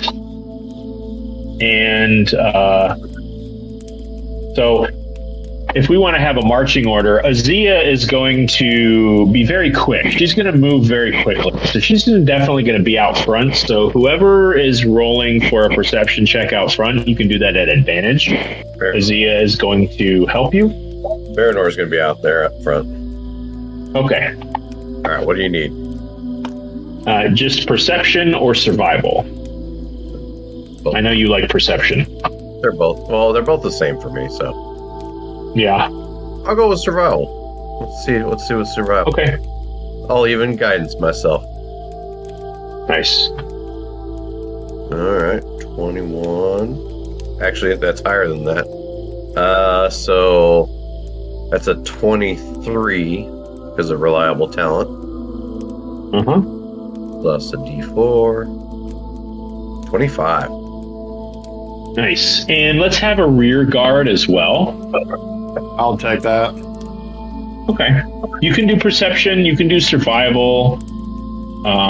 If you want to slack off and read, you can read a book while you walk. I don't judge. I'm just the DM. 18. Okay. Kravish, let's start with you. It is an uncomfortable day. You are trudging on foot, which is your least favorite form of travel, through cold on your dragonborn feet, scaled feet. Occasionally you get your toes sort of ensnared by pricker bushes, and your fancy clothing kind of gets caught on thorns, and it's very cold, and it's very misty because it's the Garden of Mist. And you see in the distance, once you guys kind of hit a portion of the woods where there's very, very tall trees and very high skirts, so there's not a lot of ground cover. You see off in the distance a white, it's not a polar bear, but it definitely looks like a white bear, maybe albino or just a very, very light brown bear. Looks about like it's standing on its front, or standing on its back haunches. It's halfway up to climbing a tree, and it looks like it's swatting at some other kind of woodland creature stuck up in a tree. And it's about maybe 100 feet away. It's far enough away that you don't feel an immediate danger of it. And quite frankly, it doesn't even look like it's paying attention to you. It looks like it's kind of looking up at whatever this crouching, maybe a raccoon or a fox, if a fox can get up a tree, I don't know. Just kind of hunkering down up there as you pass by. I'll point it out to somebody. Just bear in a tree. Ellie and Baranor up front, you experience what looks like a herd of deer of some kind. They also have a very, very light tan coat. They're quite far away, and it looks like they are moving from your right to your left, crossing your path. And as you get closer, you see that they're heading out to what looks like a clearing. There's frost on the tall grass that looks like it has, gone dormant for the winter or the spring. And they're in the dozens. They have short, sharp horns, just kind of moving through. Okay. Wish I could hunt them, but we're in a hurry. So. Yeah. Are your cubs out? No, I put in the chat. The pups are back in the ring. Oh, I see. I just clicked on that. Okay, good. Luna is going to... I'd like you to make a perception check for Luna as well. She's going to kind of make a sweep, too. Wide sweep around the perimeter of the group, as she is wont to do. Oh, very nice, Luna. 24.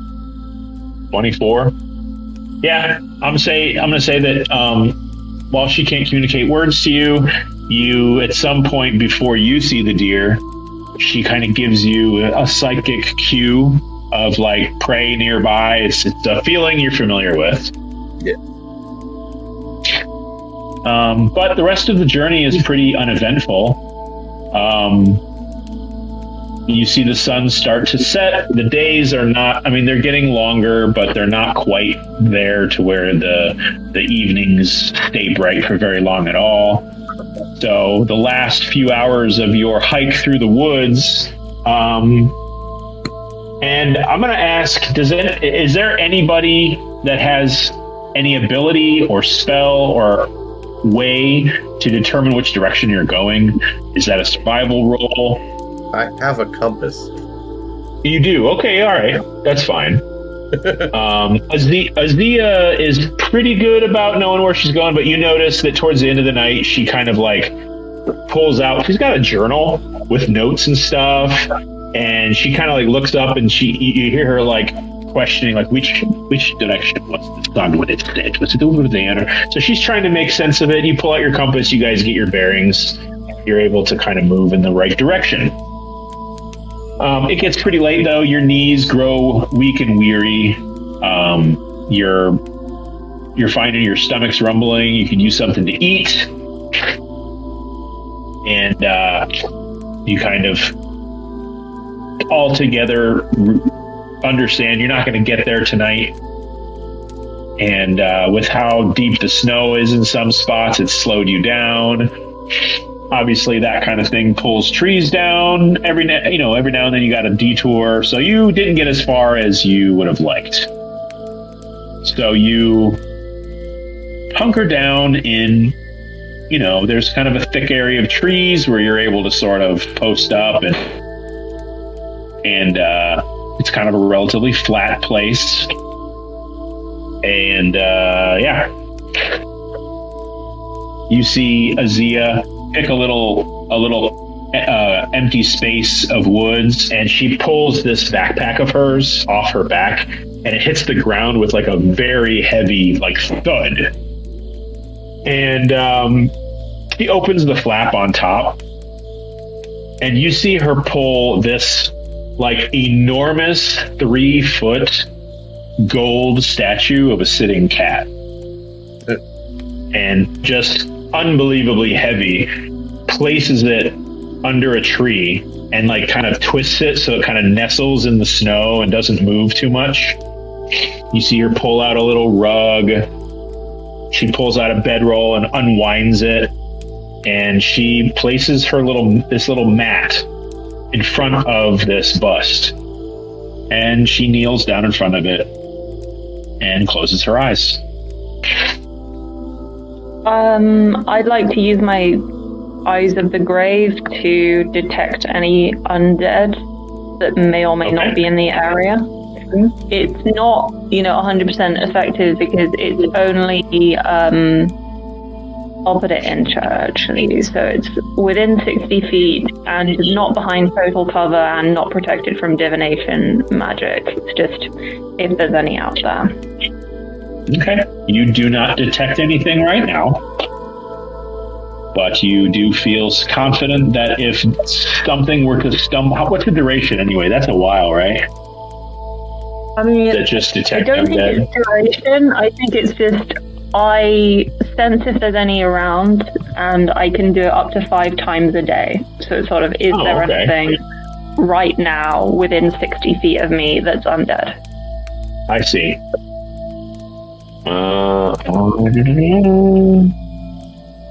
Okay, yeah, it's just like a pulse, I guess. So in this instance, yeah, and then that effect dissipates until you do it again. You don't sense any undead in that 60-foot range right now at all. It feels rather safe from that.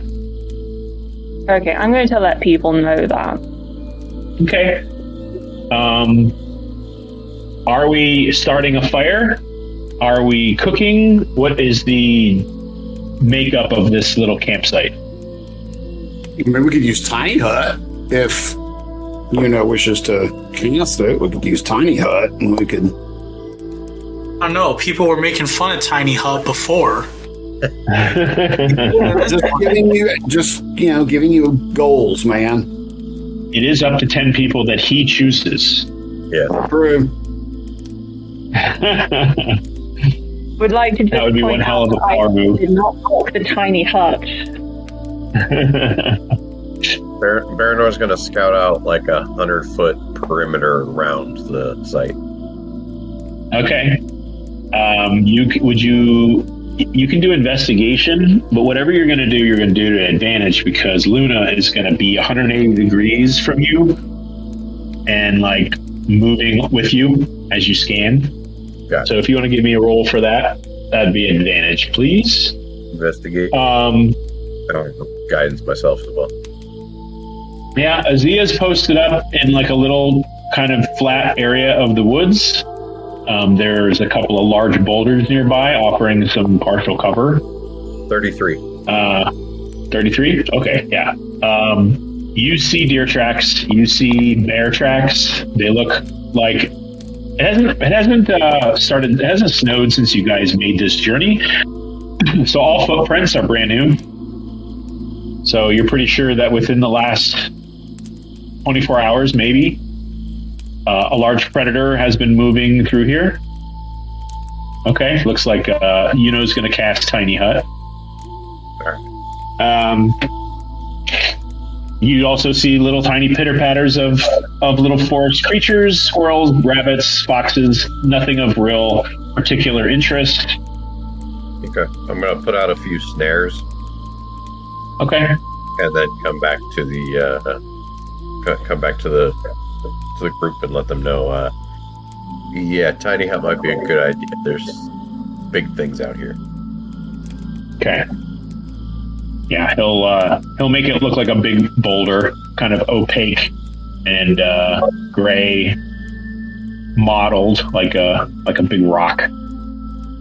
And Aziiya's going to. She's going to be sitting in this seated position.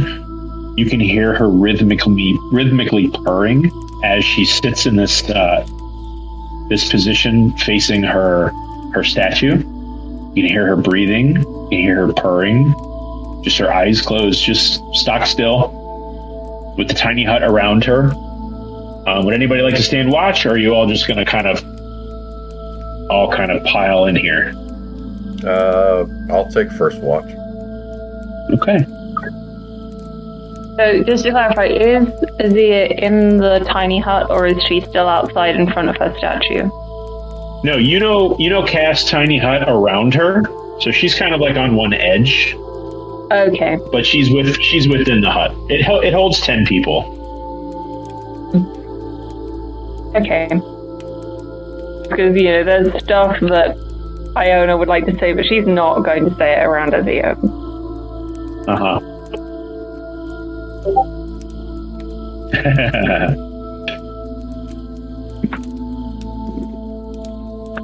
So, Baranor, I'll take a survival or perception from you. You can do it at advantage, or you can just have Luna roll her own. It's up to you.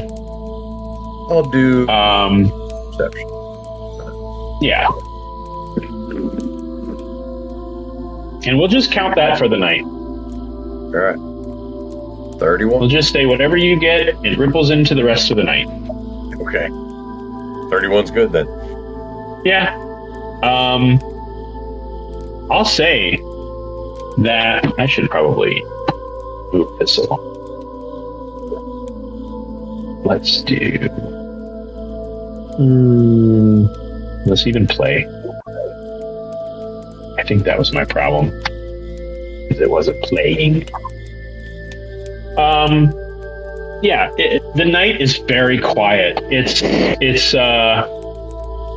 don't hear a lot of. I don't know. You'd hear nightlife even in the late winter, early spring. I think, right? You'd hear like owls hooting and stuff like that. You don't really hear much of that. You guys know that you're close to this area, and I'll say that as you guys kind of move around and stuff, you're uncovering footsteps. We'll say footsteps in packed earth that you kind of encountered before, but they're very unique, which is why you notice them. They're not that of a boot. They're not that of a fleshed foot. What you find are footprints made by skeletons. Gulp. Yeah. And that's what you discover, Baranor, on your hike, on your perimeter journey, is, I'll say that the canopy is particularly thick here, so there's not a lot of snow. And you do notice the trampling of ground cover, the snapping of twigs on the ground, the depression of hard mud, and skeletal feet imprinted on the ground for sure. But the night goes by, and everyone seems to sleep soundly, and that's where we'll take a little break. All right. Yeah. In the middle of the Garden of Mist, you sleep soundly on your way to what you're probably guessing is a massacre. But we will call that 4:05 and meet back here at 4:20. Which is that 9 o'clock for you, Ellie? Yeah, it's 9:05, 9:06 for me right now. So, yep. Yep. All right. Well, we'll see you guys back in 15, all right? All right. All right.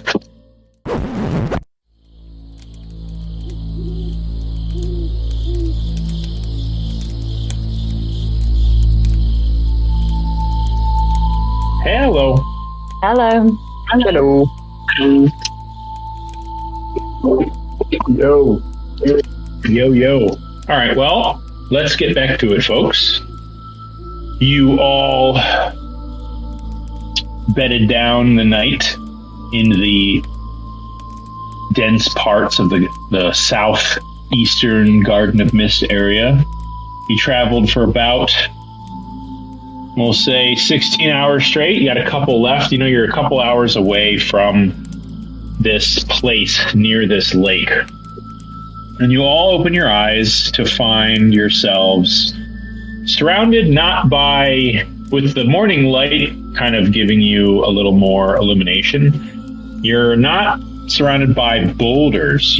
Looks like you're surrounded by overgrown, and that overgrown vegetation is kind of dead, actual ruins. Can I do a history check to see if it's anything I might recognize? Sure. I would like. It does look. Yeah. Anybody that wants to study this stuff, feel free. Do I get advantage from my reading earlier?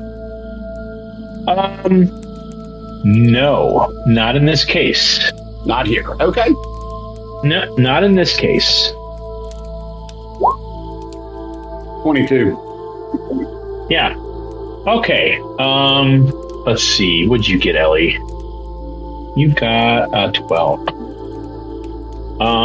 So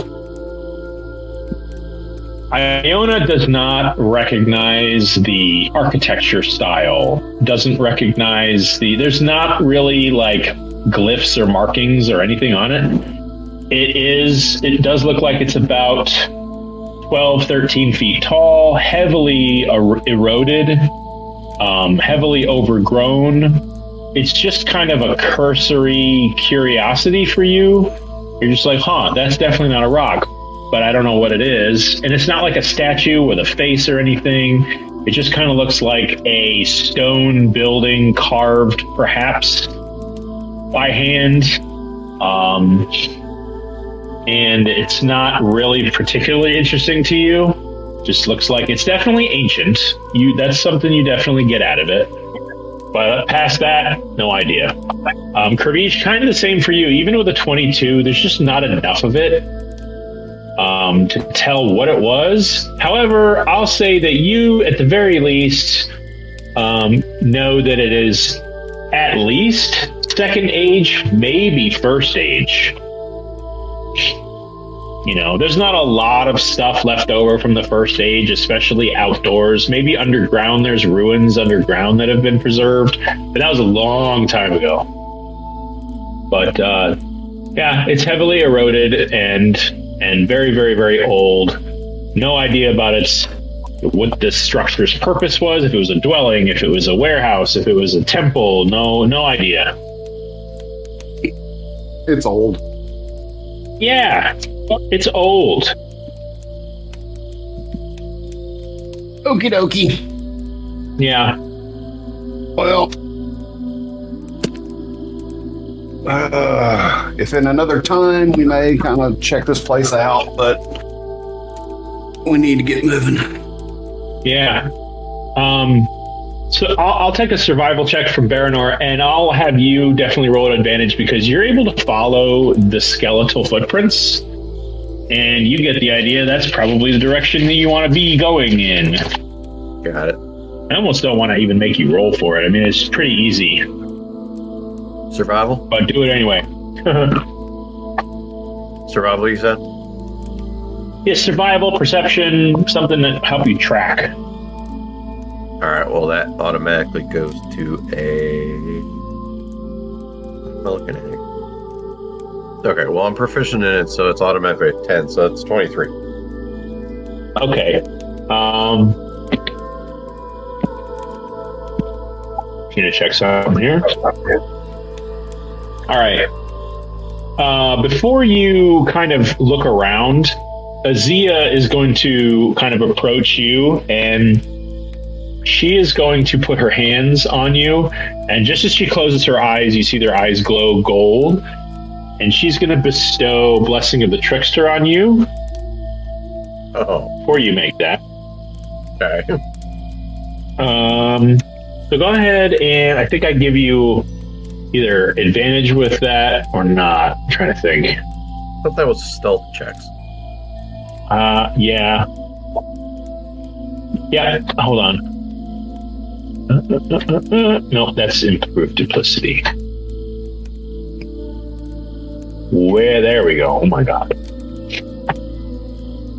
Why is it so hard to find this? I just want the freaking. There we go.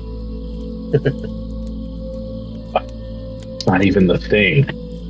Who is a cleric? Ellie's a cleric. Okay. It's me and Baranor. Yeah. It's never mind. It's advantage on dexterity checks dealing with stealth. So I'm gonna say that with your survival check, she's gonna put her hand on you. She's gonna say, "We're gonna want to move quietly from here on in," and this is gonna last for an hour, which is about how long you got less than that to get there. Okay. So, yeah, you can go ahead and roll. You can roll a stealth check. So we got to pass without trace on the rest of us. I'm gonna also cast pass without trace on all of us. Okay. So everybody go ahead and make a stealth check at advantage with 10. Adding 10. Damn. Damn. Alright. Advantage. So 33. 41. Wow. 7. Yeah. Yahtzee. 28. How do I get the Stormbreakers campaign? So, you're entering an area of the woods that is pretty heavily snowed upon, and you see these footprints start to, I'll say slow. It looks like there's a lot of standing around. The evidence of standing around before marching again, but scattering out and forming a pincer move around a space of land before you. And that's when, even in this cold, crisp air, that's when you smell it. All of your active perceptions pick up a stench of death. I would like to see my Eyes of the Grave pulsed again, in that case. If I think it's going to be within 60 feet of me. You don't see. I'll say that you can see 60 feet ahead of you. You don't see anything, but this is kind of a not super dense part of the forest. The trees aren't super close. They're really, really big, so they have high skirts. You can see quite a distance. And 60 feet ahead of you, you don't see anything. I'll give you that. Okay. Yeah. But you can all smell. Yeah, that's fine. You want to hold off? That's cool. I'm not going to count it. But yeah, you can all smell the smell of rot and decay as you step forward. Even foot by foot that you step forward, it grows in intensity. And you kind of see Luna kind of slow her gait, Baranor. She looks at you. She licks her nose, sniffs in the air. You can see her lower her haunches and get lower, The hackles on her back of her neck start to stand up, but there's a healthy caution to her behavior, not necessarily a detection of anyone. She doesn't like this place, and yeah, She's not alone.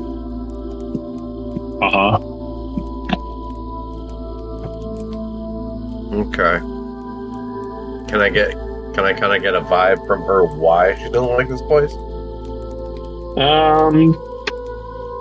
Yeah, you can roll insight on your wolf. All right. Oh, that shouldn't be an advantage. 20 is good though. I'll say that she feels like something bad happened here. There's a clinging energy to the air that is that of fear and sorrow and panic. I got a bad feeling about this.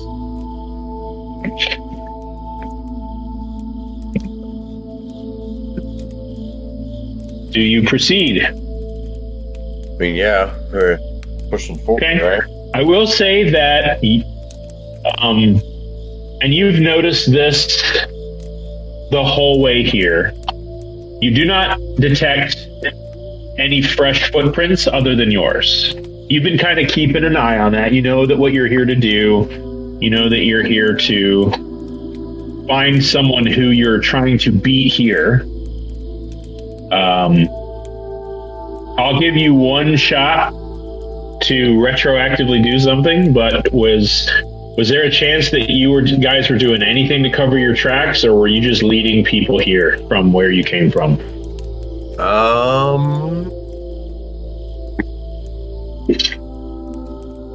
Pass without a trace leaves no tracks. Right. However, you didn't say that you cast that all the way here, except for right now. Oh, no, you're right. Okay. No, we were going at a pretty steady pace. Yeah. Fortunately for you, there wasn't a lot of snow the last, 6-7 hours of your journey. It's pretty tight canopy. Okay. This is like super epic music. That's all right. And Dr. Bean is back.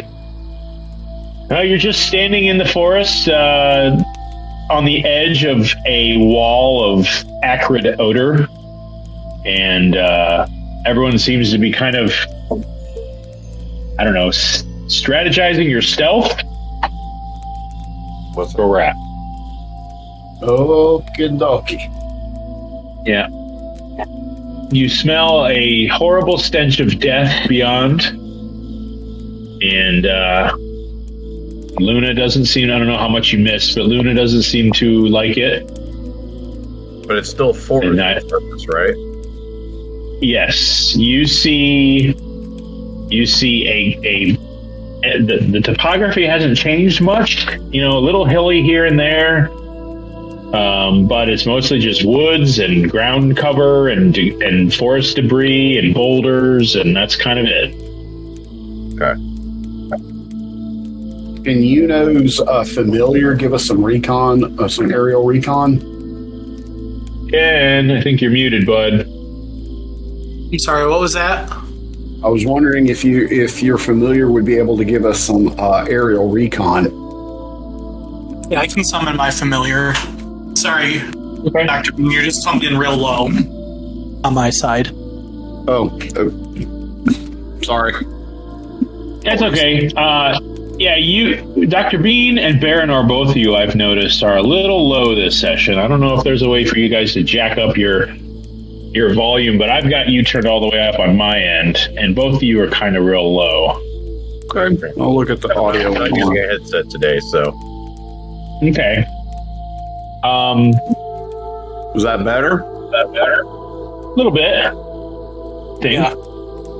Yeah, I got it jacked up to almost like 90%, so. Okay. Yeah, that does sound better, actually. How about me? Yeah, I guess you sound a little better. Yeah. Okay. I'll put mine in the 90s. Trouble hearing you. All right. Bogey, like we discussed, I sent you a message from Luna. Yeah, got it. Okay. And I'll just be doing that.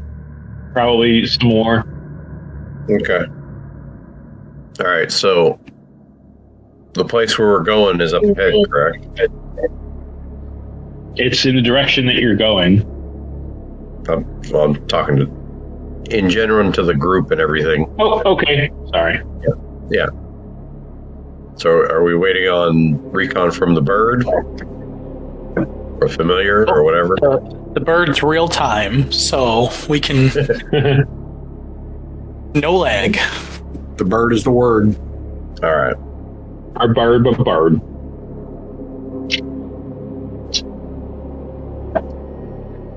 Yeah, the bird flaps around. You see the crow or raven fly through the air, disappear above the trees, and is kind of in a bit of a trance, communicating. And yeah, Ken, I think you're muted again. I don't know if you're talking to us, but that's what's going on with your bird. The familiar sees a bloody mess up ahead. Anything still moving down there? Not that it sees. That would kind of go along with what Luna's sensing over there. Death. Any signs of any tracks leaving? I'll give that to Baranor too. No, all the tracks seem to be going in the same direction you are. Okay. Did we miss the party? You see Aziiya kind of kneeling down, looking at tracks here, tracks there, and she's just kind of scratching at the ground and looking at tracks. And I just made a roll for her, and she didn't roll very good. So she's going to look around and just say, "I do not believe that they got ahead of us. I think we are here first. We should expect them soon. What would be your strategy moving forward? I am going to take a scan of the perimeter of whatever it is ahead of us." I concur with that. But I'm getting Luna's sensing dead things up ahead. Not sure if they are walking dead things or dead things, but death in general. And then is also reporting carnage ahead, so should be cautious. Be real cautious. Well, if they're all still dead, like as it has already been said, then that means they're coming here to collect the dead. Right. So they wouldn't have been raised yet. I'm sorry, Ellie, what did you say? I'm just saying, so we've got dead ahead. Some might be undead that kill people, or it might be a bunch of people who were killed, and we don't have a way of identifying which currently. We got to get closer because I have divine sense, so I could be able to tell if there are any undead, but I've got to get closer in order to use it. Divine sense, huh? Is there a range to that? 60 feet, right? 60 feet, same as Oz the Grey. Divine sense. That's a first level thing. That's you get that right away. 60 feet. Celestial feet are undead. Okay. All right. So, yeah, I'd say definitely until the end of your next turn. That's a 6-second duration, though. No, 10 minutes. It's been updated. Oh, has it? Okay, good. 10 minutes. All right. Do you want to pop that now? Yeah, for the next 10 minutes or till I'm incapacitated, I know the location of any celestial, fiend, or undead. Gotcha. All right. So 60 feet ahead of you is all clear.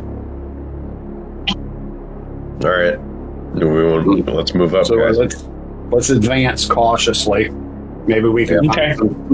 find some points to ambush.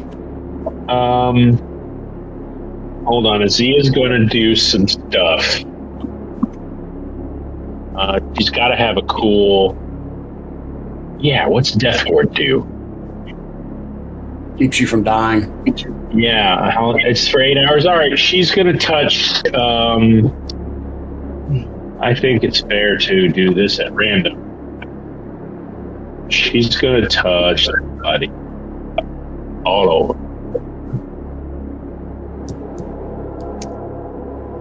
Okay, 6 doesn't count because that's her. Okay, she's touching Kirbish. You are under the protection of Death Ward. Okay. The first time you target would drop to 0 hit points. You instead drop to 1 and the spell ends. Yeah, alright. Okay. So you kind of have... Wait, do you have that Reaper Bane bracelet? I do. She goes to touch you. Do you want to tell her to wait? I respectfully decline. Okay, pick someone else. Okay, let me roll again. I'm just thinking about that. Okay. Oza, you are protected from death. Yay.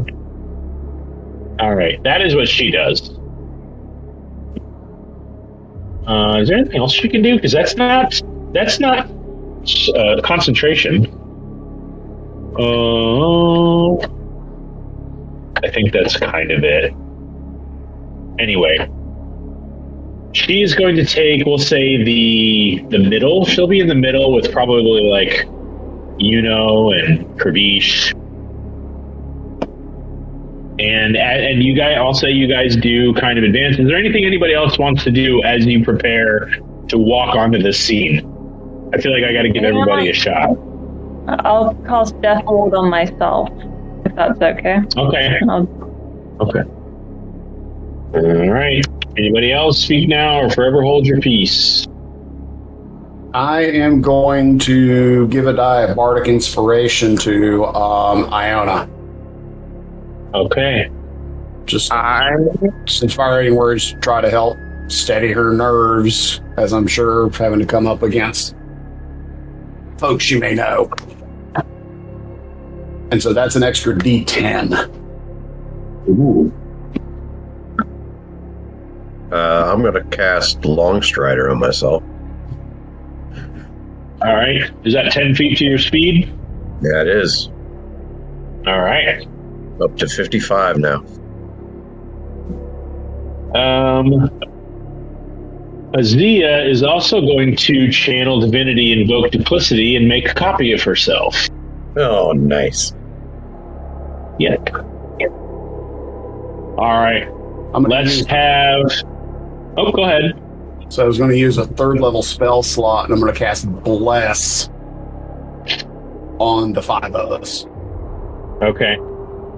That stacks, so I can get 3 of us 5 more hit points each, and if I want to cast at a higher level, then that's another 5 hit points for each level. I'm just deciding whether it's worth using the higher level spell slot to get us more hit points, or do we feel that we have enough hit points as a group? Because it would be, Iona would cast it on herself, but it would be 2 other people as well.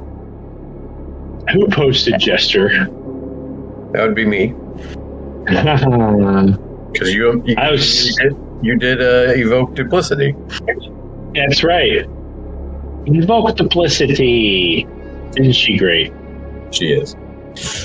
I think she's my favorite character from Campaign 2, for sure. Yeah. She's everyone's favorite character from Campaign. Yeah. She was a little chaos agent, chaos demon. Yes. All right. Well, all of you don't detect any movement ahead of you at all. And that includes woodland creatures. There's no birds. There's nothing ahead of you, aside from plant life. But you do eventually see what looks like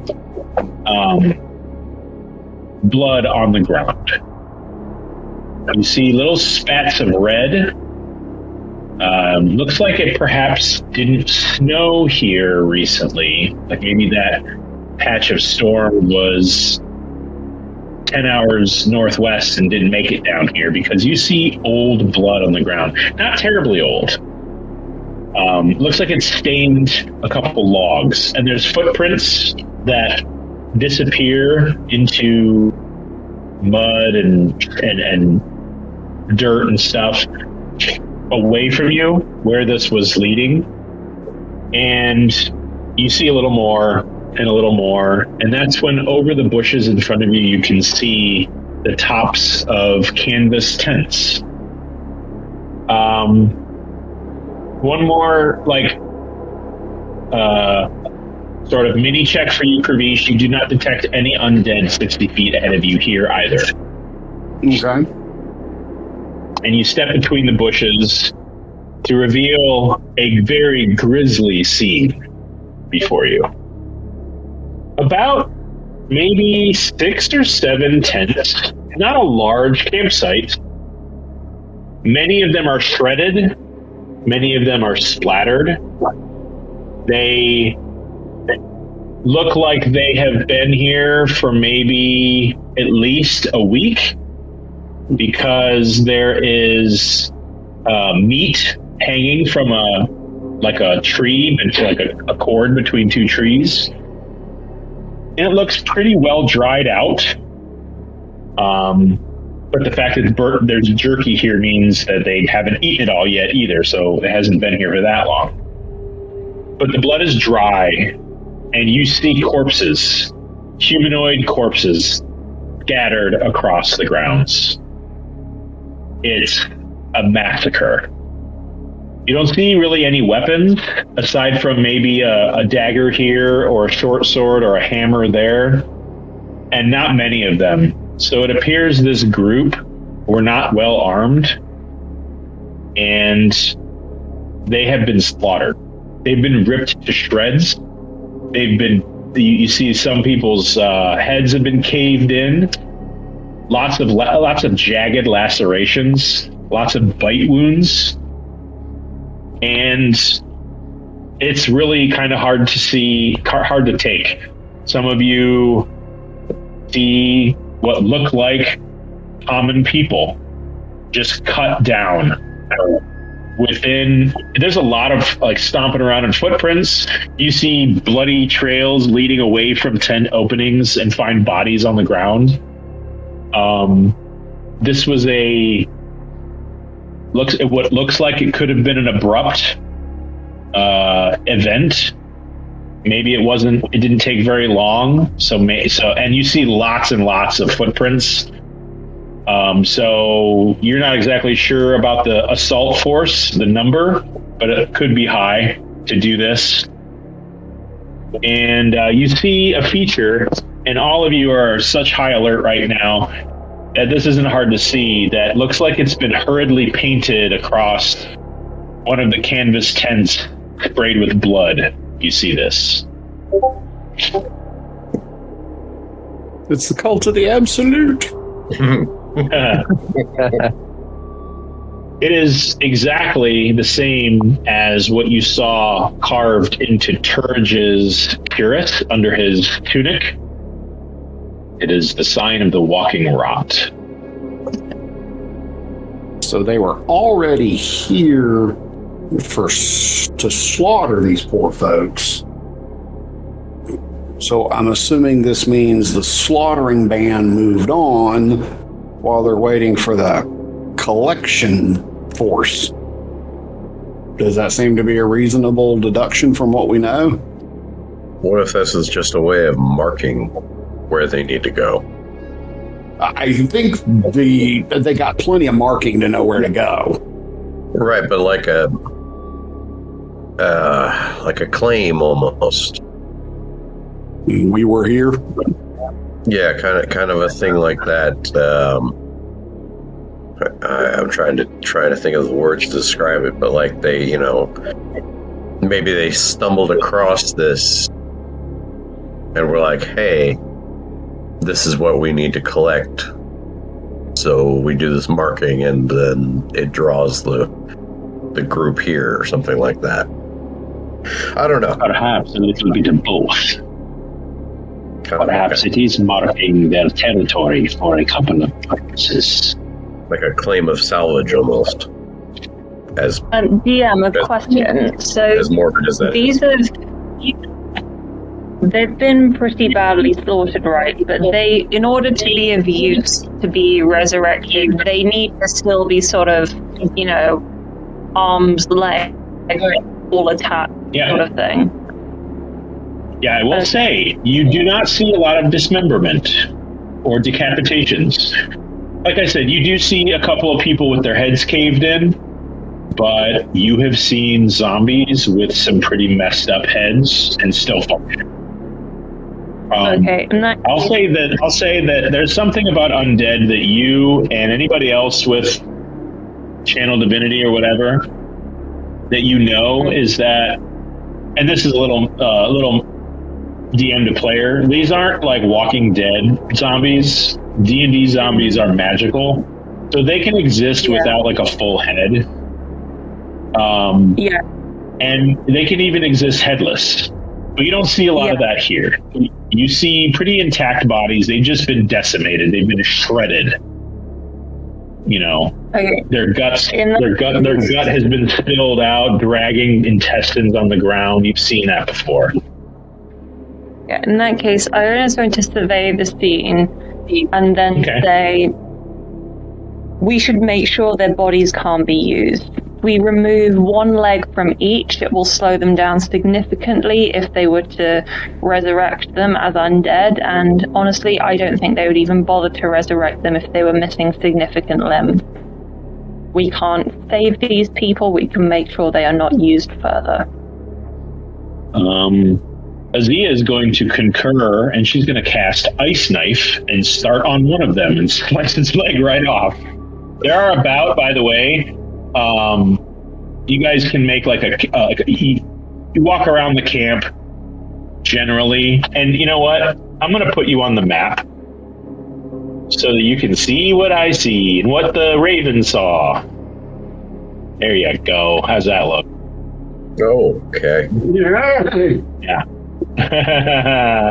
Lots of bodies. I would say, I don't know, what do you guys think? There's like 24 of them. 24 bodies. They really should. Kind of what it looks like to me. What'd you say? I said they really shouldn't have taken in that German Shepherd. Bujo strikes again. Yeah. So she's going to cut the leg off of one. I'll need medicine checks from anybody that wants to do this, by the way. Oh, Iona is also going to be cutting off legs.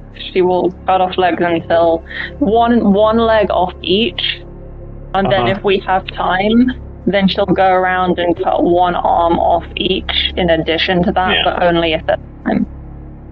But medicine? That is a medicine check, and we're going to say that that's significant amount of effort. Even if you're doing it magically, to just chop off a leg is not super fast. So I'll say you're definitely starting on working on doing that, and you get one with a 23. You have a short sword, I think, or a dagger. I don't know that you have. I'll actually do it with my sunblade because it's sort of. 1 second, I think. Check. But she is using the sunblade. I have a rapier. It's for pokey, not slicey.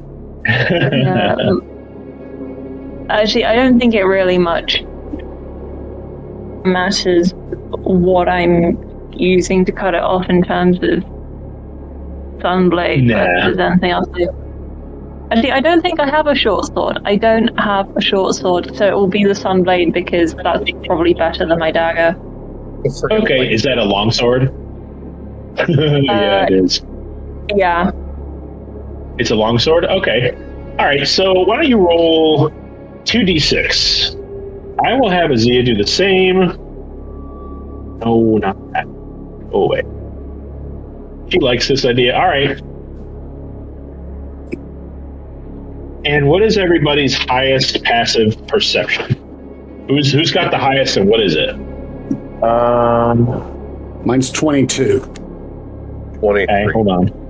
Nope. Damn it, stop rolling off. Okay. I think the only one who had higher than me was Axton. Yeah, he ain't here.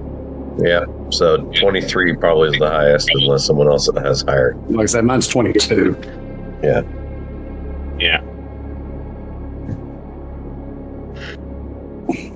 Well, let me see something. I'm going to get an hour out of these earbuds, and they're about to die, so I got to freaking change them up or something. There it is. Okay, hold on one second. My whole setup is all messed up today. My normal microphone won't work because I think my phone has to plug into it, and I think it's messed up. Okay, can you guys still hear me? Yeah. Yep. Okay, good. All right. So, I'm going to say the highest passive wisdom is pretty high. So, Aziiya snaps 2. She gets 7. Who's, what's the 12 about? I'm sorry. That was my passive. Oh, okay. Aziiya cuts off 7 legs. And you got 9. That's pretty good. That's like half of this group. It takes you about 5 to 10 minutes to do this.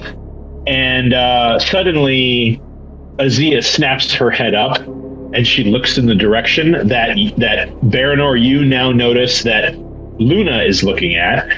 Luna is going to telepathically communicate with you the same that Aziiya will communicate with everyone, and that is, we are not alone. Guys. We need to, yeah. Aziiya's like, we need to hide. We need to find somewhere else to be right now, or we stand our ground. Yeah. What are we doing? Are we staying here, or are we hiding first? How many bodies are left intact? There was like 36 of them, so you guys basically neutralized 16 of them. So there's still about 20 left. And she's starting to move. Looks like she's gonna hop inside of a tent. Yeah, and crouch down. That was my idea as well. Everybody grab a tent, grab some kind of cover. And you want to set up the psychic network, the psychic friends network. Yep, I'll psychic network. Psychic friends network. Everybody in the party, minus Aziiya. Minus Aziiya, because I don't have enough. Well, I tell you what. Hold on a minute. Wait a minute. I may have something for that.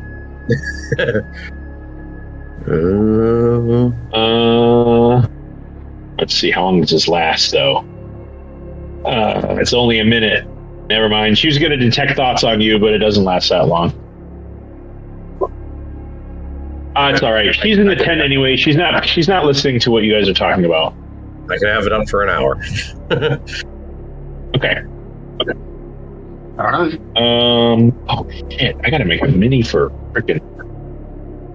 All right. I have a What thing. else?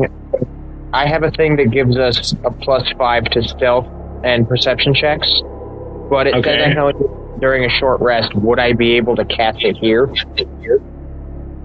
Remember when we did a long rest? So Yes. Say that again. Okay. It's a circle of dreams thing. I can summon a sphere of like magic. It's got a 30-foot radius, and it gives everybody in it a +5 to stealth and perception checks. Okay, hold on. Let me make a measurement. But it says during a short or long rest. Oh, Well, that. okay. Yeah, no, that doesn't count. Okay. And yeah, this place is bigger than 30 feet. Okay. That's fine. That's more for like if you guys are posted up for the night. Yeah. And you wanted to hide, or there's like a fixed position.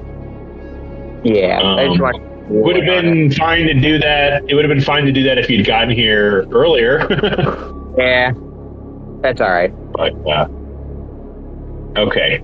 So where was I here?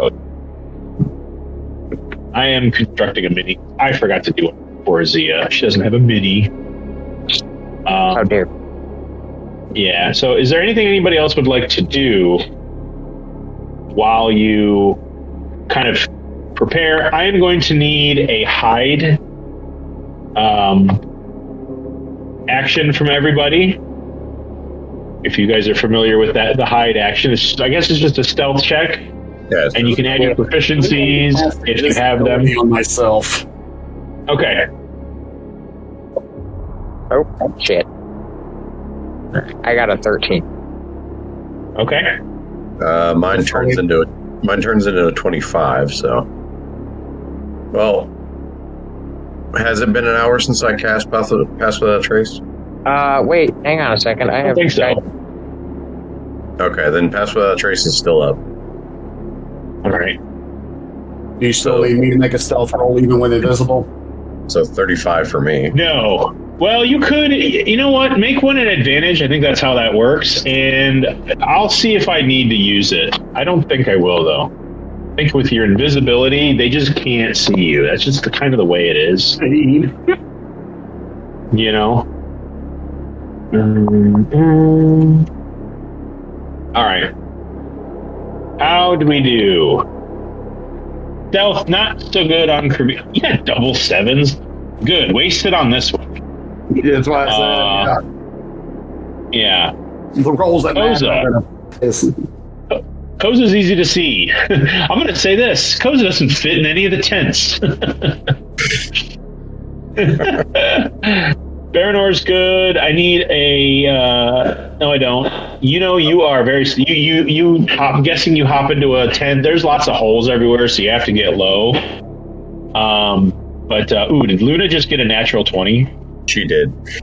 She just dove into a snowbank. She's invisible. You know? All right. This is good enough. This will work for what I do. Pretty much looks like her. You all hear the sounds of woodland creature footsteps. They're coming from the direction that you came from. Wrong chat, Kavish. Whoops. Oh, what did he do? Did he post in the beloved session content? He did. Oh, how dare you? How dare you sully the pure content? All right. I want everybody let's go ahead and put our minis on the board. Just because we all know where this is going. Yep. And we all know some of us can't do that. Yeah, but you know what? If you got above an 8 for a stealth. What? Are people still talking because it got quiet? Yeah, it got real quiet. Yeah, my earbud just died. I had to switch it. If you got above an 18 for stealth, go ahead and put yourself on top of one of those tents. I know some of you have trouble with your minis, which are super fun to deal with. And I don't regret using Roll20 ever at all. No, never. There we go. So, which of those are you? Baranor, you can't ever do it? Nope, I can. I did at the beginning, and now I can't do it to save my life. I don't know why. What would happen if you, I don't know, reloaded your character or made a new character and reloaded? Think that would work? I don't know. I think it's DM permissions. I don't know. Oh, you think it's me? I'm doing it?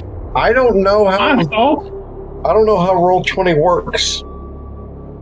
I don't know how it works either. All right. Aziiya is not that big. Not that big either. And knows who's part Goliath. Hey, that looks pretty good, though. I found that on the internet in like 5 minutes. Yeah, that's pretty good. All right, let's make her little again.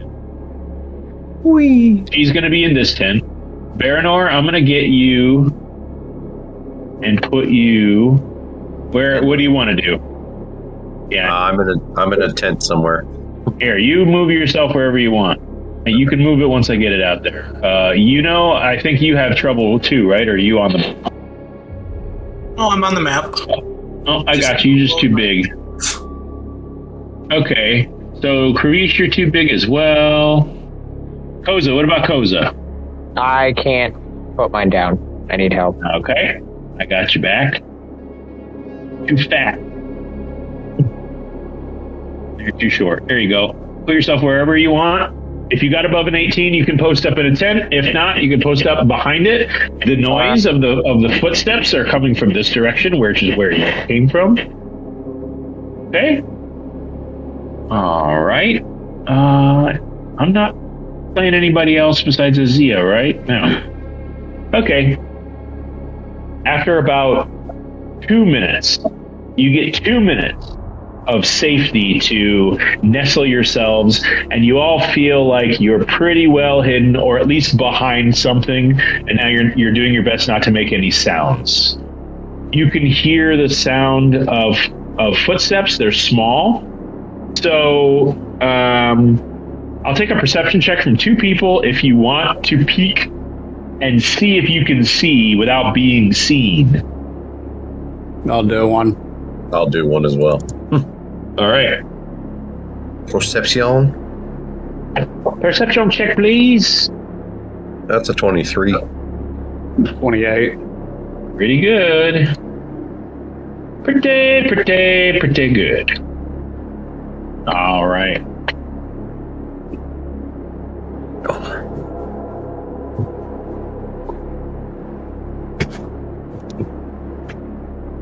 Oops. Okay. So you're all hidden. Karish, you stick your head out from your tent. Just enough, almost like you're looking through holes that have already been ripped in the tent itself. And you can see what look like 5 foxes. Gray foxes. And they're all just sort of trotting through the forest. These foxes stop at the edge of camp and begin sort of looking around and scanning. And about 5 or 6 seconds later, you see their form shift. And whatever polymorph spell or wild shape they assumed peels away like layers of skin, and these 5 humanoids stand straight up and survey the camp. What'd you say? I said I'm relaying this to the other folks by the Psychic Friends Network. Yep. Okay. Yeah, Baranor, you see this too.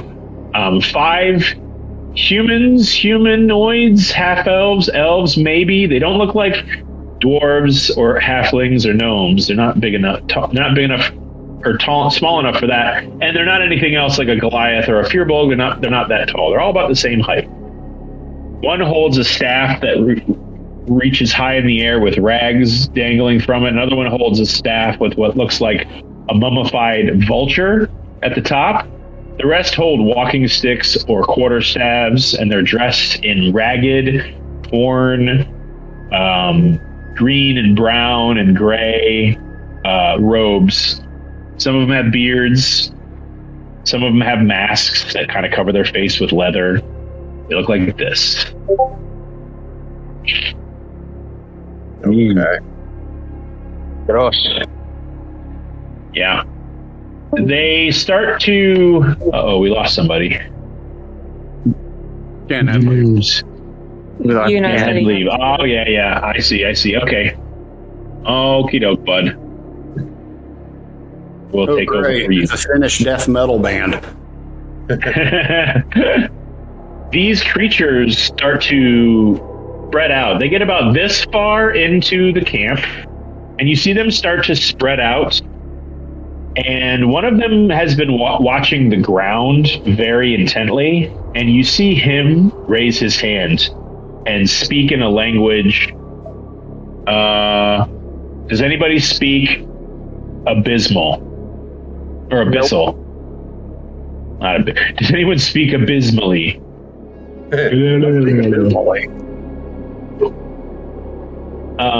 Yeah, he whispers something in a language you don't really catch, except for Iona. You hear the language of your people. It's been a long time since you... And it's not abyssal per se, it's like a dialect. And it's like you hear common and Jason dialect. Yeah. And it's unpleasant to hear again. It's not used often. It's usually used when you're trying to conceal information from your enemies, and in your background, everyone has enemies, especially lately, last year or so. Seems like everyone's at odds with each other and trying to outdo one another. So this language is used between when you're really trying to exclude outsiders, and you just hear someone who you swear you recognize, but it sounds like raspier. You hear him whisper, "Intruders." I'll give you guys a few seconds to process that. Yeah, I relay that through the link. I know I have to say that I feel like I know the voice, but I'm not sure. Yeah. The jig is up, guys. They know we're here. I'll tell you, Ellie, that Iona, she thinks it might be Viros, who is kind of last time you thought you heard his voice, he's kind of a farmhand, or was. A lot of people changed what they were doing. Not really a farmhand. You guys lived in a giant swamp, climate. But he was kind of a harvester of grasses, and you didn't know he was involved this high up in her Ara's shenanigans. But you're not even sure if it's him. It sounded like it could have been him. Okay, so from my perspective, this is someone who...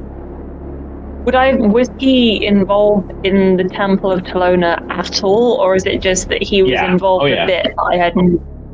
Okay, so he was involved. I just, from my perspective, he was never high up enough for it to sort of make sense for him to be here in this situation. Right. As like a high-ranking talent. He wasn't high-ranking. Okay, so I'm going to relay that as well. I think I know who it is, but it doesn't make sense because he was never all that important within the temple. Okay. All right. I'm going to say... I'm going to say real quick, act or react. Yeah, this guy, there's a guy here, and the guy who was just talking to him is right here. He is carrying what looks like a large, deadly scythe over his shoulder.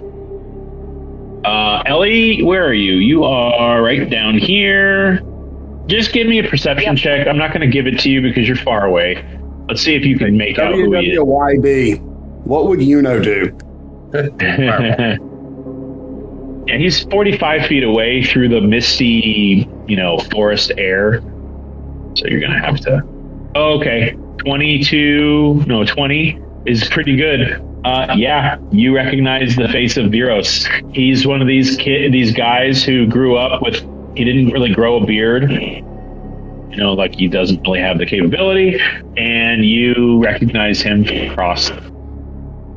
Okay. So this guy right here, hold on, I'm not pointing to anybody. This guy right here, let me just show you what he looks like. That. Yep. You don't recognize him, Ellie, but you do recognize this guy. Mm-hmm. And the other two gentlemen, he's going to kind of stand upright, look around the entire camp, He's going to actually make a motion with his hand and cast a spell and whisper to himself. And the other three gentlemen are going to also cast a spell. All right. And one of them is going to... So we'll say this. Two of them looks like they're looking around and listening to the other guy. The gentleman who's right here, he is going to move his hands and clench his fist. There's going to be a mini like here. Yeah, I know. So I'm not ready to show you yet. Oh, okay. But you do see him. He waves his hand and closes his eyes. His eyes glow green, and he disintegrates into snake. His body peels away from the top down into a massive pile of snakes that disappear into the grasses and the shrubbery and all that, and then just kind of spreads out throughout the whole camp. Okay. I think we need to torch him. All right, is going to throw a fireball. Before he does that, I'm gonna tell him follow back up. I'm gonna cast Bane. Okay, who are you casting that on? Can you do it on all of them? The 5 of them. I'm gonna burn a 3rd level spell slot, and I'm gonna cast Bane on all 5 of them. Okay, does that do I have to roll, or is that just something that happens? Isn't it like bless? They have to make a charisma saving throw. Okay. All right, just give me a second. Let me roll that 5 times. I got it pulled up right up there for you. Okay, perfect. All I see is 30 feet, Banes or Kravish. I don't see anything. Up to 3. No. It's right there. I'm sorry. Yeah. I got to actually read it. If they fail that save, make an attack or saving throw before the spell ends. The target must subtract 1d4 from the attack roll or save. So Viros, who Iona recognizes, got a 6. Oh, he did much better. What do I have to beat? A 17? Yeah, he got an 18. This guy in the middle got an 18. And then for the next guy who just disappeared into snakes, nope, he got a 3. The next guy got a 12. And the last guy that's pretty good. That's a 19. So 3 out of 5. Not bad. Now, can torch him. And the folks that failed have the penalty on their dex save for the fire. Okay. All right. Hold on. I got to get Bane. Definitely Skull and Bone. Oops, not that. I will take that one too. Yeah, I bet you would. No, not that. And then this guy too. I do all 3. Oh well. And okay. All right. I wonder if that's something that they can detect happening to them.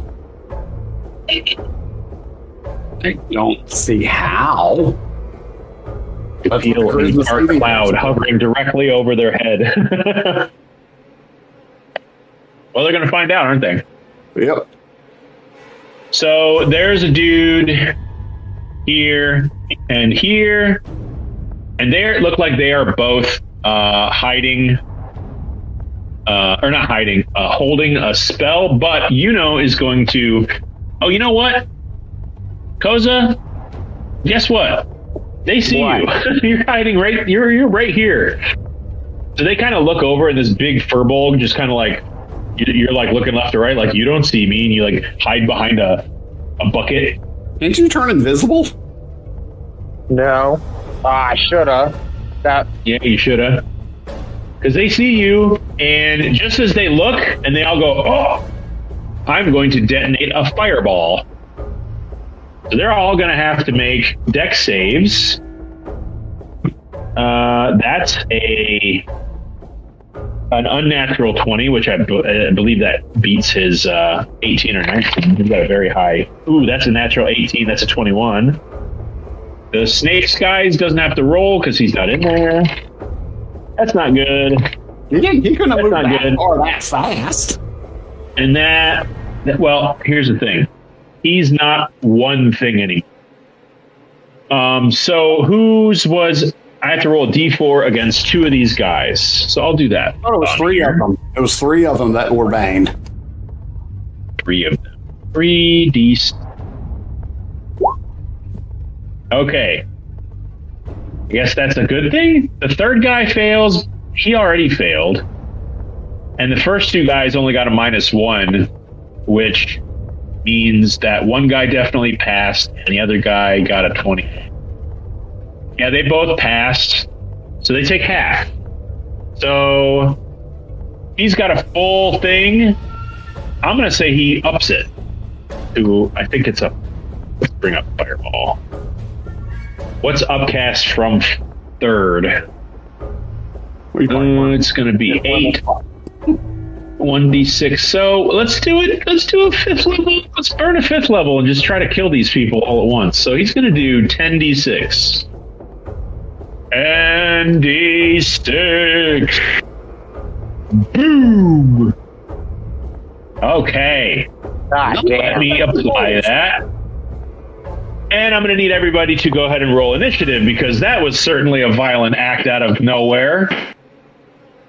Yeah, I've already got the term order. So I will roll for... Why do I always roll shit on initiative?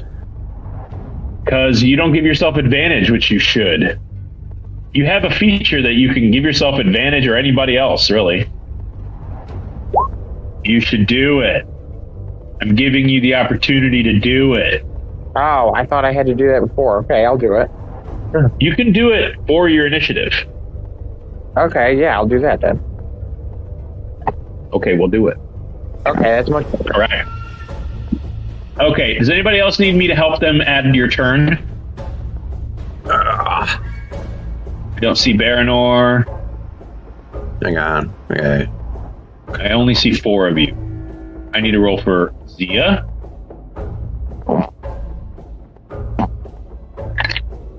My dog has the zoomies. Yeah. Okay. She got high. She got a 19. Baranor and Luna. I need one for Luna. She acts on my turn.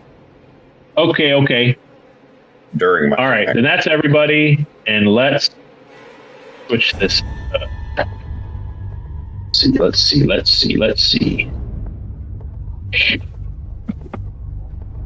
All right. So. Let's descend this. Ooh, no. Okay, good. Thought I screwed that up. All right. Oh, Ellie, you didn't roll that bad, and you're still last. That sucks. Everybody rolled high. That's what happens. All right. They know you're here. They don't know where all of you are. So, here is what I'm going to say. Koza, unfortunately, you and Yuno are excluded from this benefit. Everybody else, your attack action, meaning ranged spell attack or ranged attack, are going to be at advantage. Similarly, if you're using a spell like an evocation spell or whatever that has like an instantaneous effect, like it's not like a firebolt where it travels across the map, their save is going to be at disadvantage, which I think some of them already are. So just so you know, let me apply that hit count too, because you guys can all see its life bar, right?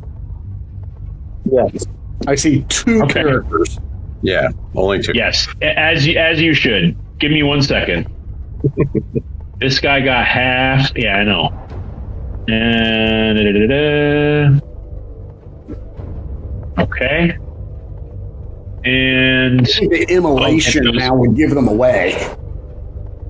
so, the 2 guys over here are going to burn their held action.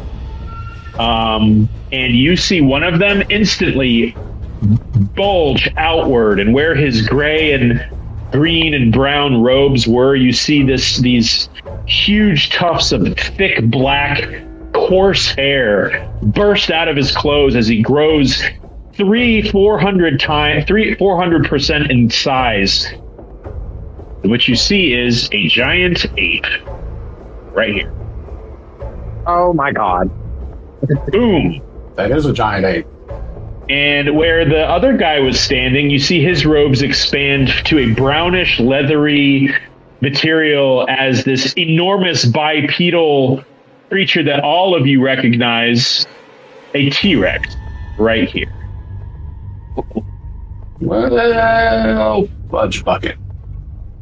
Yeah. They're gonna love facing the druids. All right.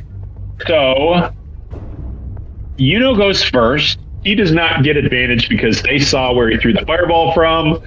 So he is going to use his movement. This is all going to... Everybody who's in a tent, until you get out, you're in difficult terrain because it's not easy to move quickly out of a tent.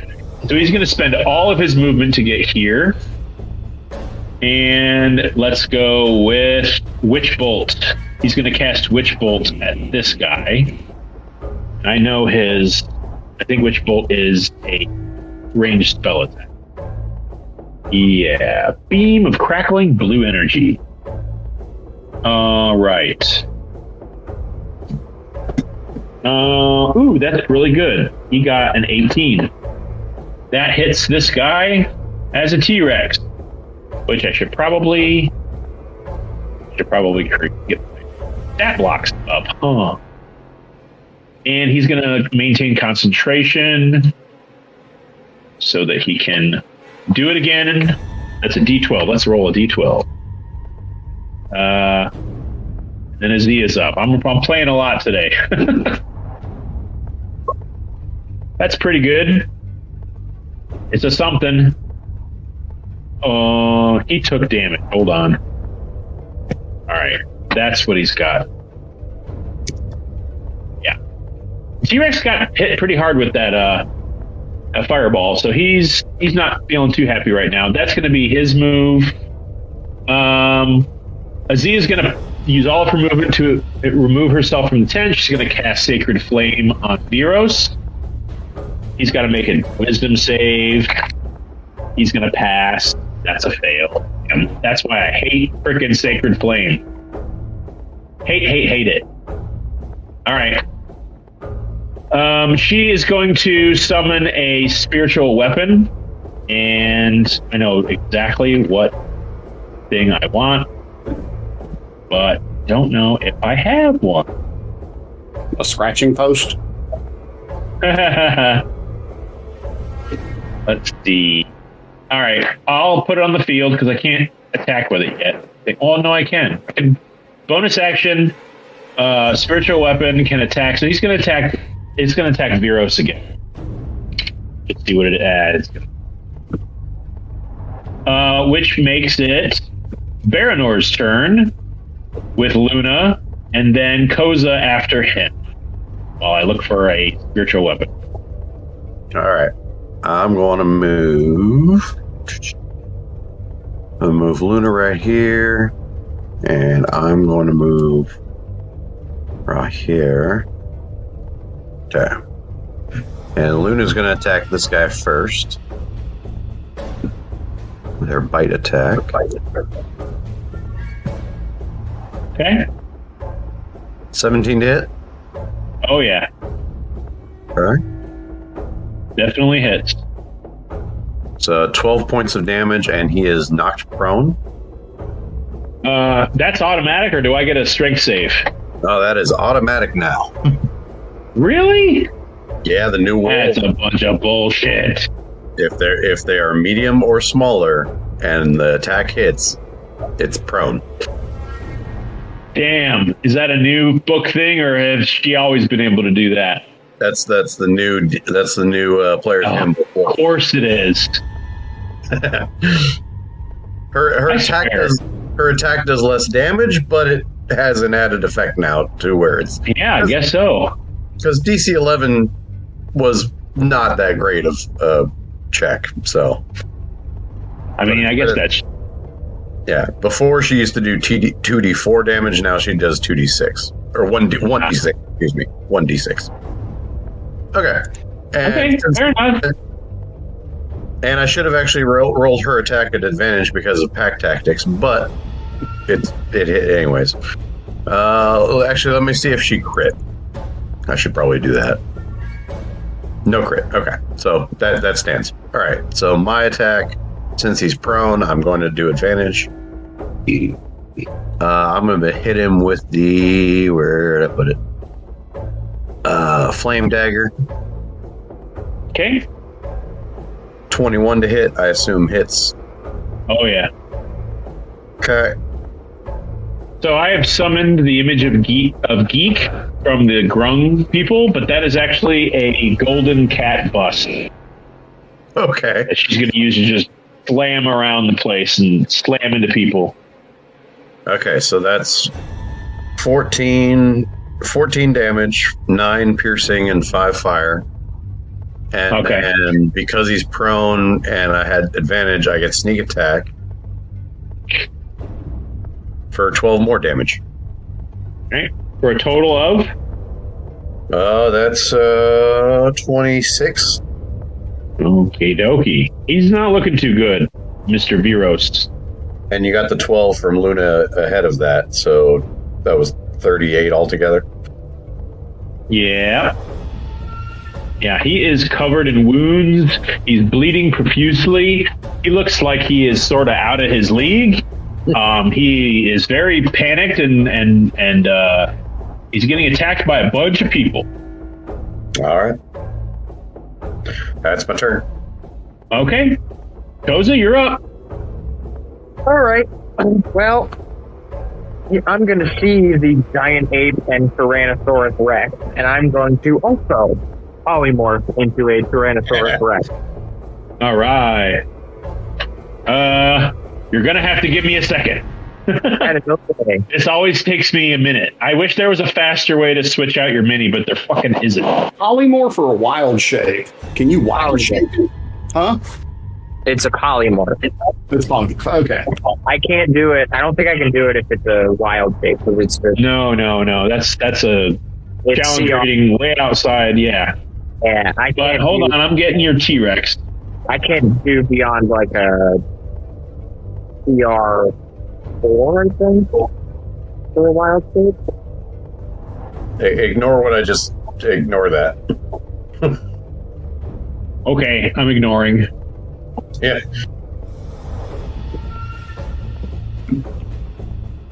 Okay, while I fiddle with this, you're a T-Rex now. Yeah. You should, it'd be really funny, is on your next turn, you drop the wild shape. or your polymorph. That would be funny.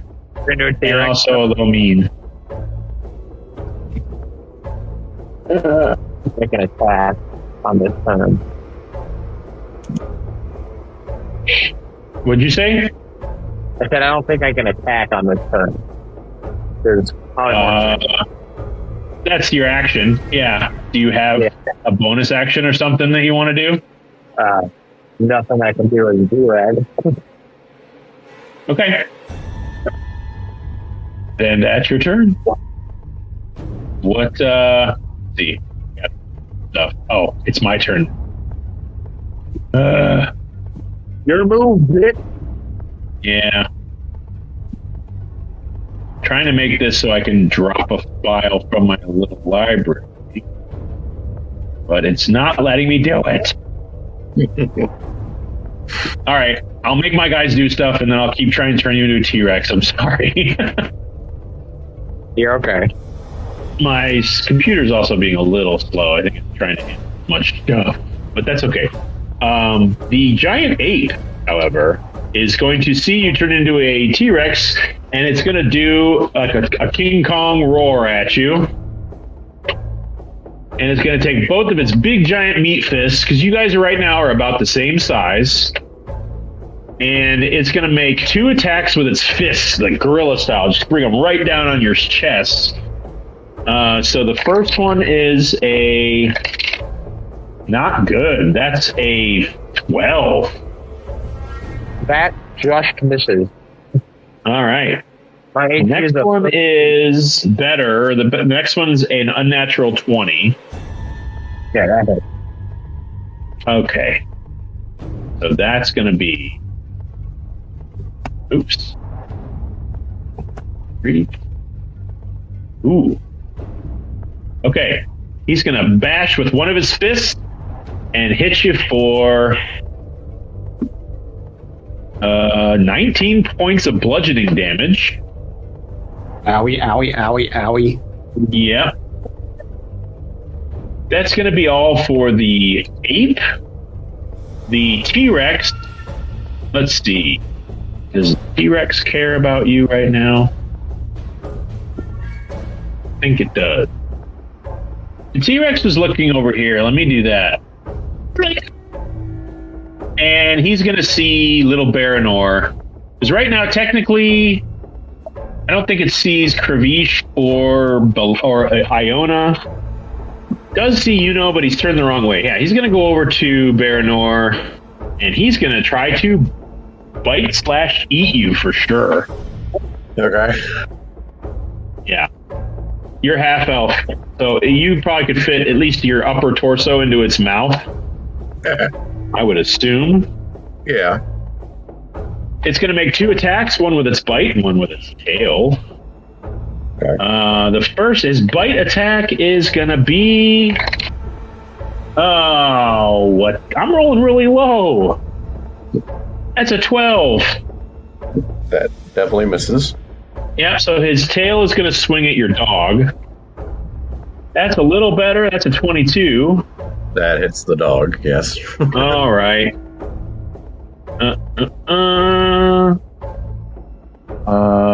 That. And T-Rex is going to slam into Luna. Wow. 23 monster points Okay. of bludgeoning damage from the T-Rex. Viros is going to stand up. Or rather, this guy over here. Yeah, he's going to stand up and call to this wizard-ish person who is called... He's going to say, Adnosh, help me. And when he says that, Iona, you're all the way across the field, so make a perception check to see if you catch this. I'll give that to you for a free action. Mm-hmm. And he's going to use half his movement to stand up, and he's going... You cut out. 23. And Joe's out in La La Land again. Yep. Can't hear Joe. Joe, are you there? His microphone might have. His audio probably grabbed that again. Yeah. So, rocks fall, all the villains die, the end. Yay! Yeah. I mean, we got Optimus and Megatron here from Beast Wars, so. Yeah. And Panthro from a female Panthro from Thundercats. Or Chitara. Okay, can you hear me? Yeah. Okay. Where did you guys lose me? What was the last thing I said? Make a roll at advantage. Okay. Well, I was rolling to see if I could hear what this guy was saying to Vera. Well, Okay. wait, what Vera was saying to. Okay, so you heard him say, Adnosh, help me. You recognize Adnosh as a deacon or not a higher up back when you were part of the temple, but you do recognize him as one of your own people. It seems like he's directing things here, so perhaps he got a promotion since you last were part of the picture. You've never actually met him. As I said, he was not this high up back then. And Viros, I don't know why it didn't. I don't know why it kicked me off, but I got kicked off of Discord. And Stayed on Discord. oh, did I? Yeah, you were still there. Well, I was talking and no one was answering me, so I had to go back into it and rejoin the channel. I don't know what happened. Oh, but any of that. All right, continue. So he's making a sweeping attack. He's actually getting Aziiya as well. So it's at disadvantage though because he's baned. Or no, it's minus 4. -1. So yeah, minus D4. Okay. So Baranor, did you hear what he hit you for? What's that?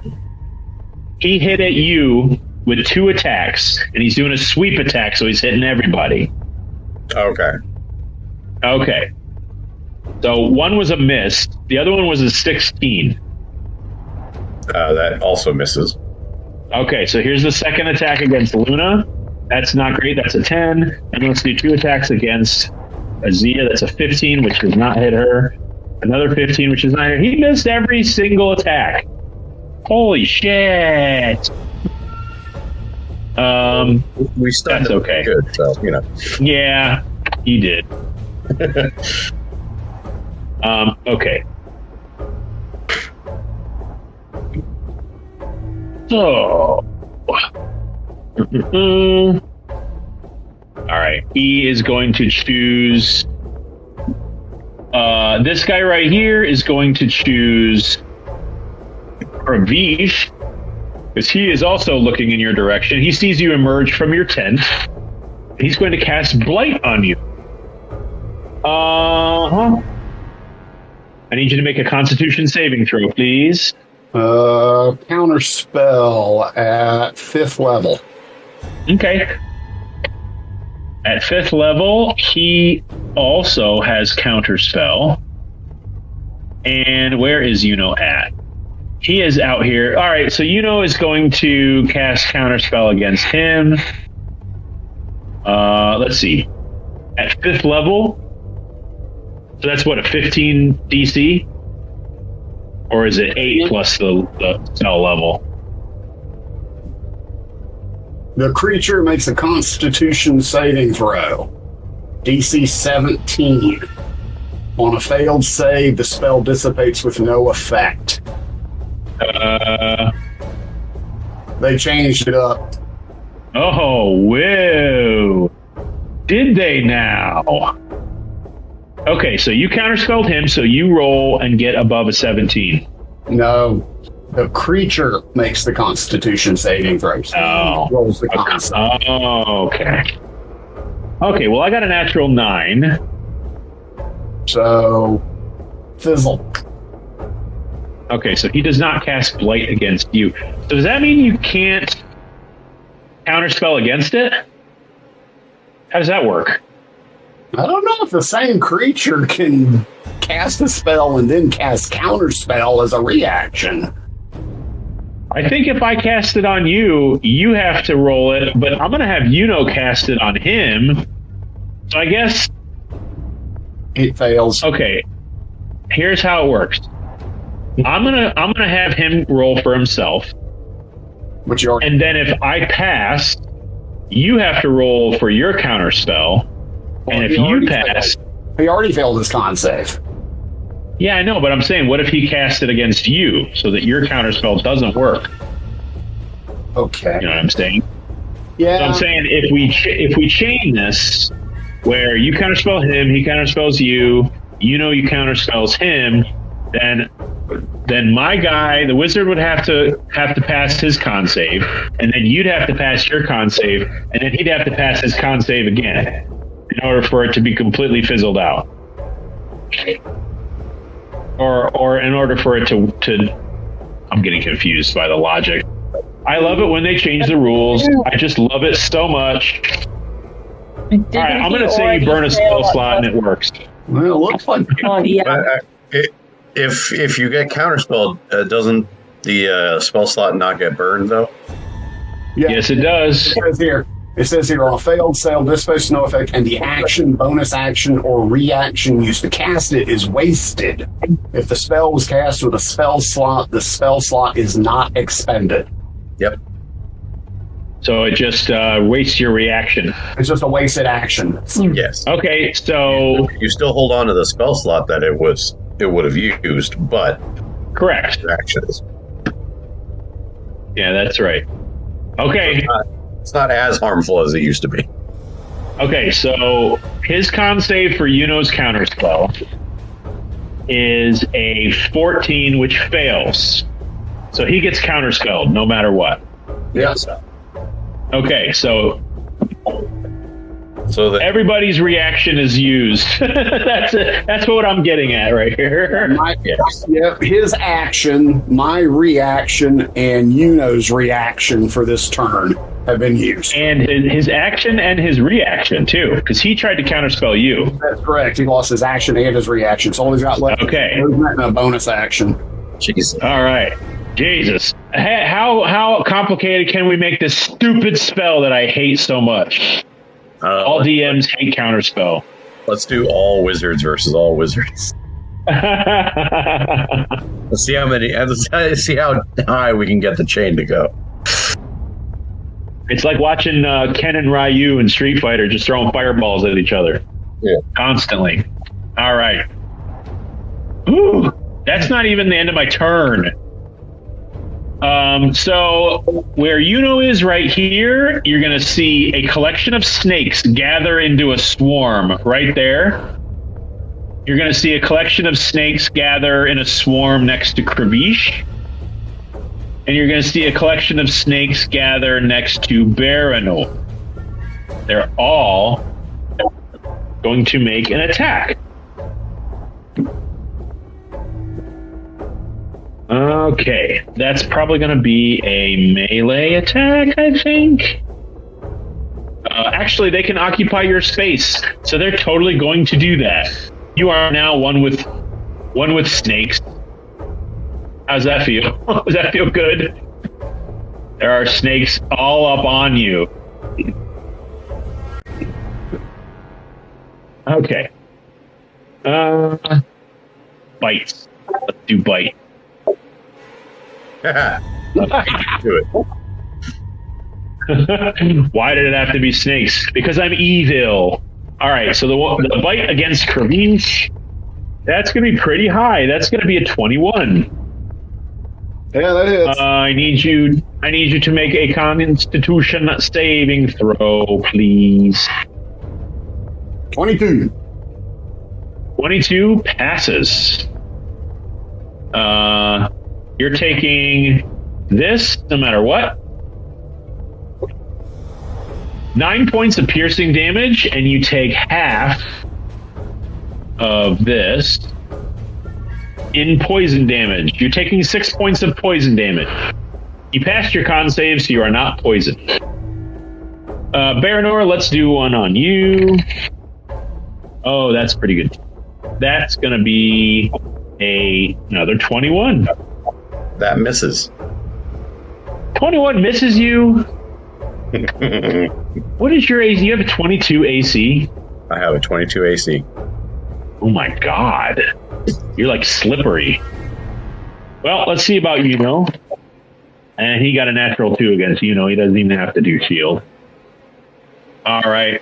That concludes his turn, or my turn. So, Kravish, would you like to do your turn before we end the session, or do you want to wait until next session? I'll do mine. Okay, you are up next. Iona, just remember, next session, you are up after, as soon as we start. Okay. For my action, I am going to cast 4th level Dispel Magic on the T-Rex to break the polymorph. All right.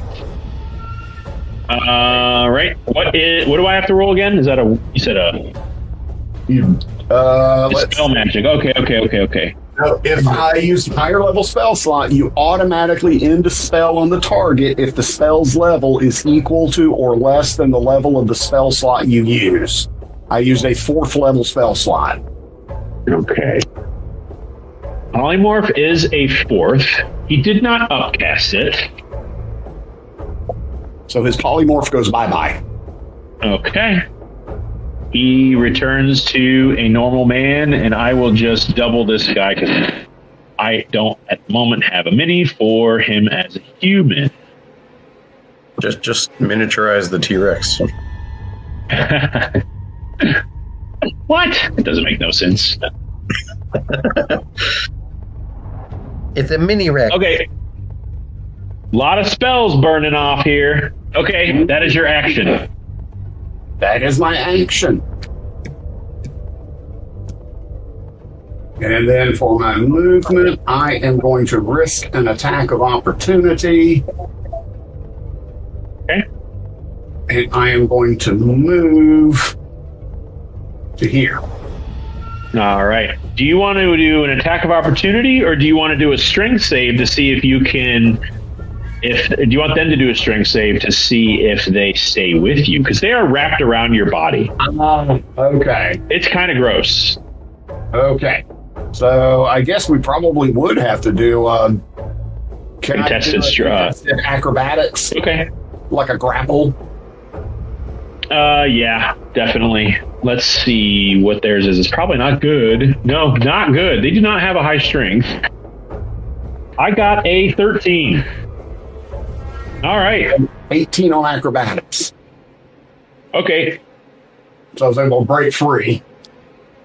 Yeah, you broke free from them, All right. There. and they're going to bite you on the way out. Okie dokie. Let me see. They're going to bite you for 15. Miss. Yeah. Ting, ting, ting off your cuirass. Yep. And then for my bonus action, I am going to... Can I cast Healing Word on Luna? Healing word on Luna. Awesome. I'm going to throw a second level Healing Word. She regains 12 points. 12 points, thank you. All right. And thus endeth my turn. All right. With this scene, just all violence everywhere, fists flying, fireballs, and people running all over the place like chickens with their heads cut off. We're going to end the session in the middle of combat and pick back up on this session, on this combat encounter, in 2 weeks. Okay. All right, folks. Right. Woo, good to get back. Yeah. Welcome back, everybody. Happy New Year, everyone. Yeah, hope Oh, yeah. New Year. Yeah. Merry New Year. Merry New Year. Happy Festivus. A holiday for the rest of us. Beef turkey time. Yeah. Everybody have a good holiday? we did. Yeah. Me and the family, we went to Paris for a week. Not just this past week, but the last week we were in Paris for a few days. Wow. That's cool. Yeah, my kid did really well on a National History Day project. They actually made it to the national competition, and they did a project on the storming of the Bastille. So That is so cool. so that they could see the area where the Bastille was. We did a French Revolution walking tour. We saw the old Paris Opera House, all that good stuff. Holy cow, that is so awesome. Mm-hmm. Cool. I stayed in town for Christmas. Hey, that's just good. I enjoyed my rent. You know why the French planted trees along that boulevard that leads up to the arched whatever it's called? Arc de Triomphe? Yes. Why? Germans like marching in the shade. So the Germans could march in the shade. Oh, cool. Cool. Well, that's really cool, Dr. Bean. That joke from a German. Yeah. I'm looking at January 25th, if that works for everybody. Obviously, if it doesn't, shoot me a message. And yeah, we'll see you guys in the next session. All right? All right. Bye-bye. All right. Have a good 2 weeks. See ya. Adios. Bye.